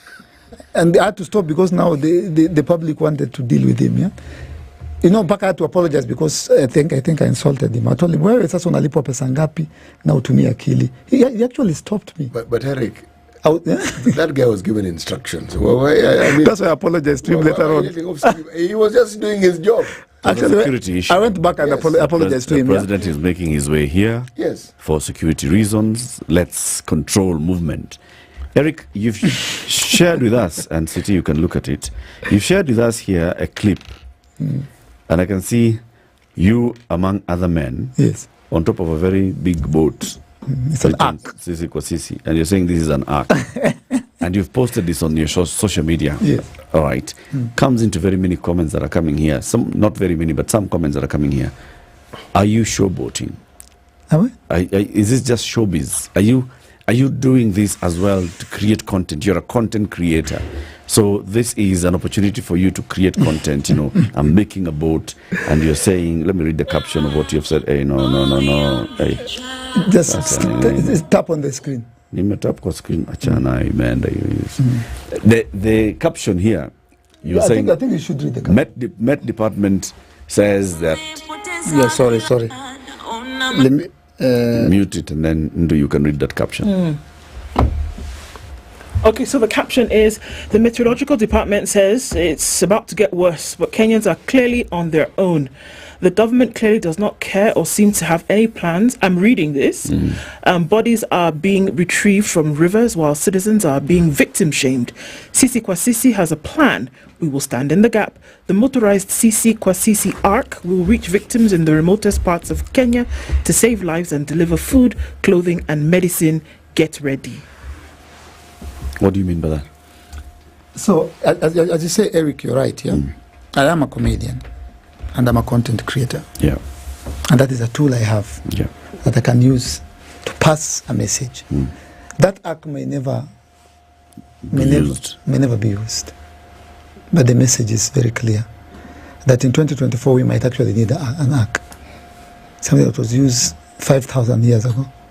In the age of Bluetooth and Wi-Fi, we might actually need an arc, because it's a possibility. We are putting a motor, whatever it's called, it's going to be motorized. We might never use it, and the sad state of affairs that we might use it. Yeah, that's the sad part. Yeah, and people have been saying, oh, there's something I posted yesterday, and I said. Everybody thought Noah was an idiot until it started raining. For 40 years. I can imagine. 40 years. I mean, a 40-year-old man has children. And they're asking, Daddy, ile ni nini and a unajenga? 40-year-old has relatives. Has relatives. Yes. Daddy, ile nini unajenga? Chana ule mzee. Wewe mwendo wazimu. Tangu nilikuwa mtoto huyu na ametumia watoto wake wote, hata watoto wake hawajaenda shule, wamekuwa wakikatakata miti. Ni mwendo wazimu. Piga randa. And then it rained. And so, that's when it made sense to everybody. So I've seen comments, of course, cloud chaser, comedian, people are dying. But there's a very high possibility we'll use this. You know, that you are a public figure is another advantage if one wants to campaign about something, because people already know who you are. And you're right when you say, when you look at the problem, some of the really huge problems we've had in this country, and the manner in which the public has rallied to support other Kenyans, yes, do here, we in this studio have more or less echoed what you've just said, because you look and you're not left with very many options as to how you can interpret the situation, because you're wondering, we have National Youth Service, we have the Army, we have the Navy, we have paratroopers, we have the Engineering Corps, and the list could go on. And you're saying, but there are all these people who on a daily basis, one isn't very certain what it is that they do, but they are there and they're trained and they're disciplined. How long do we have to wait before you have a situation where you say, look, given the capabilities that you have, let's deploy this so that we can actually do something about it? I remember when there was a Mtongwe ferry disaster in Mombasa. Mtongwe ferry disaster. Mtongwe is where the Navy is. The Navy has divers. The Navy has boats there. If you're talking about underwater gear, the Navy has. Yes, the Navy did come in to help. But if you look at the role that was played by civilians, people in private companies who engage in businesses that had to do with maritime, it was immense. How fast they deployed. Yes. The problem arose, and not 3 days later, they were already marshalling support and really getting to function. Now, you're forced to ask yourself the question, so what is this thing that needs to happen in terms of a disaster for those in power to realize that you actually need to prepare for this? What do we need to see? Because we're already seeing something terrible. This one, the warning signs were even clearer. We were told just a month ago, not 2 months ago, we had El Nino. Yeah. We had been told about it. And then we were told heavy rains are coming. And it didn't start during the El Nino. We were told with a high possibility of flooding. Yes. And landslides. Now, that is early warning. Yeah. Very early warning. And yet, we mentioned this yesterday, 2% of everything the county receives is supposed to be set aside for disaster management. 2%. Every single year since the county governments have existed. And every time a problem arises, there's this deer in a headlight situation where it's like everyone is looking at it, what has happened? So what do we do? So what do we do? So that 2%, what do you think disaster means? That's why I asked the question. What needs to happen? And yet, if you're talking about the government moving with speed, we've had situations where high-ranking government officials have passed away, for instance, because of cancer. Yeah. My goodness gracious me, the rallying, the movement that took place. All I'm saying is, this government lethargy that people keep speaking about, it's contrived. When the government wants to move fast, they will move fast. If they want to move fast, they will not move fast. If they wanted to act, they would act very fast. They would act. The same thing that, that simple example that Eric, you've given. Okay. So you might have said, expect heavy rains from this weekend coming into the next couple of weeks. And it is going to come with heavy flooding. Just seeing that, so what's going to be needed to maneuver here, to respond to this? A boat. You ordered a boat to come all the way from Naivasha on top of a pickup. It came and parked somewhere and sat. This is something that could have been done by any government. In fact, last year, people were even laughing at Sakaja because one of the things that he'd listed there in our preparedness was boats, and people saying, yeah, Nairobi. But it made sense. And even then here we said, look, if it's floods, it makes sense to have boats. It made sense then. So why did we not see immediate deployment of boats, of whatever dinghies that can then be used quickly to move into these areas? Those are questions that you're raising, and those are legitimate questions. And even for now, as we are looking at how the response is being coordinated, Eric was speaking earlier and asking, okay, we saw with COVID. With COVID, probably because it was global, and probably because the World Health Organization already came up with a structure and metrics and said every country have a focal point for addressing this. Probably it's because of that sheer lack that we ended up with one here. Either way, we ended up with one structure in this country. The National Emergency Response Committee. The President appointed the Cabinet Secretary for Health and said, you will lead your other cabinet colleagues.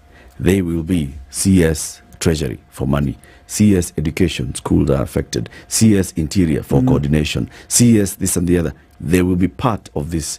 And then below you, there will be a technical team that will have all experts, weather experts, medical experts, virologists. That's when now we started seeing virologists from the University of Nairobi, the Brain Trust coming in, the military officials supporting this with deployment and security and all. But there was a structure in place, and it worked. This time, despite all the early warnings, there is no clear communicated structure in place. I'm sure we'll be told that there's a structure in place. Eric, do you remember that? But there's no communicated structure that we know. In February, when the Met director predicted what we're seeing now, was he not asked to apologize? He was told to come and, clear the air. What do you mean? It's his job. It's what he does. And he said, guys, this is what is going to happen. You're going to continue, Eric? Yes, and the only thing I'll request the government or the president to do is to declare the floods a national disaster and to deploy Navy on standby in the capital city. Declare it a national disaster. We lost 1 or 3 people yesterday, and India has just collapsed in Kirinyaga. Right now I'm seeing a 3-story building. It's happening now. The president should declare the floods a national disaster and deploy the Navy, just in case. No, amewambia. The thing about citizens coming together, it isn't just when a disaster occurs. It's when there's a problem that seems to affect people and they figure out. Eric, what you're saying, and I'm not saying you, Eric, Latiff, I'm talking Eric Openje, Eric. If you look at the proliferation, for instance, of private hospitals or private schools, it's as a result of people figuring out and saying, you know something, this government thing isn't really going to work. It's not working. Yes. So, and the government seems comfortable enough to let it happen because, after all, the hospitals are built, people go to them, schools are built. Now, I don't understand why it is that the government doesn't seem to understand that the more that happens, the more irrelevant you become as a government. Because if we're doing this thing on the own, then what do we need you for exactly? I mean, what is it that you are there for? When we are already doing what it is that you're supposed to do for us.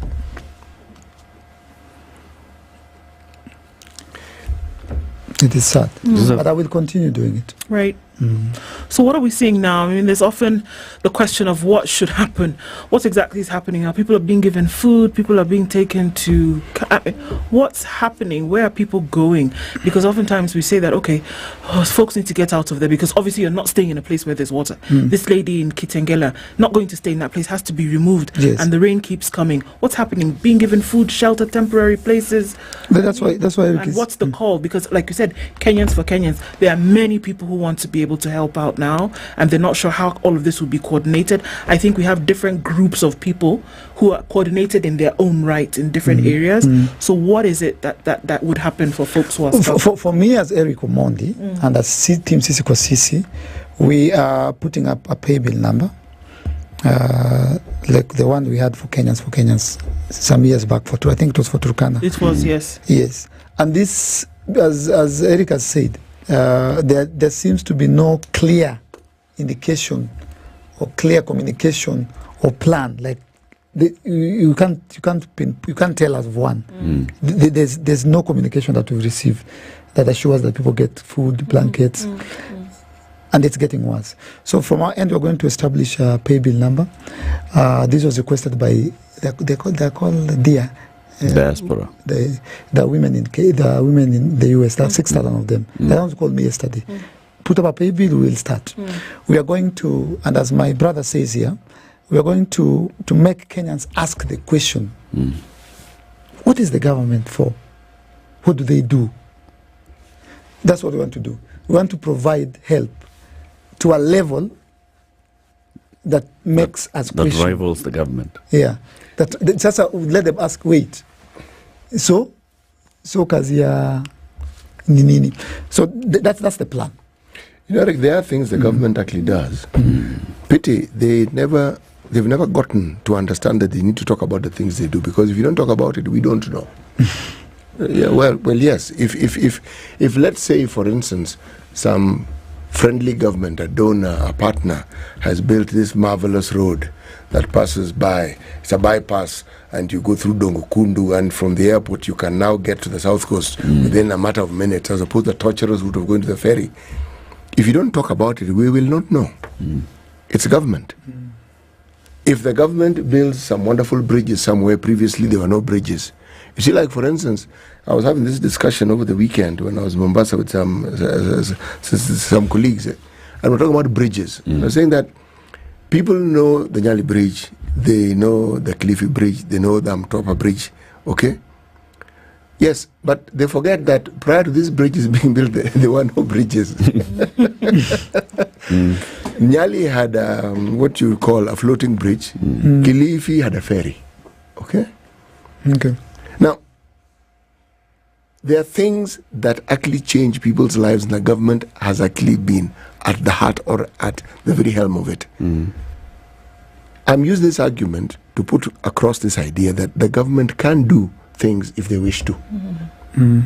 If it is in their interest to do something monumental to change the lives of people, they can. So when you have a disaster, why don't they? Good questions, and important questions. Right now, as you're receiving all these messages and cries for help, how can people support you? We are going to put up a CC pay bill today. It's underway. We applied yesterday. But how, if anybody wanted to support you in kind? Oh, in kind? To join you in a rescue mission or so my number is out there. We gave it 3 days ago. Okay. Say it out so that we can hear it. Say it again? Yes. It's a new number. It's not my family number. No, new is good, Eric. Yes. It's a new number. I'm going to give It's a disaster response number. It's a disaster response number. Right. Yes. So the number is 0718 0718 891 427 0718 427. So even if somebody is stuck somewhere and they'd like just to raise awareness and call for help, call that number, then you can do something. You can do something, however part small. of the coordinating of rescue for the people. Thank you, Eric. Keep doing what you're doing. Asante. Keep doing. It takes one Kenyan. Just takes one Kenyan. It could be it. Eric Noah Omondi has been our guest this morning in the Situation Room. Thank you very much for tuning in. Please stay safe. See how you can support other people. Have a good one. See you tomorrow. It's 10 a.m.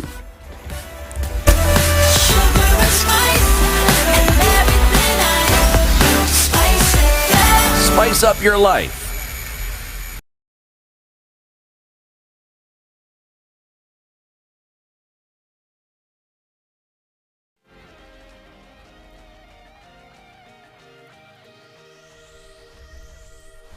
Good morning, this is the News Wire. Amla Ubaga. Kenyans have started arriving at Nairobi Uhuru Gardens in preparations for celebrations of the 59th Labor Day.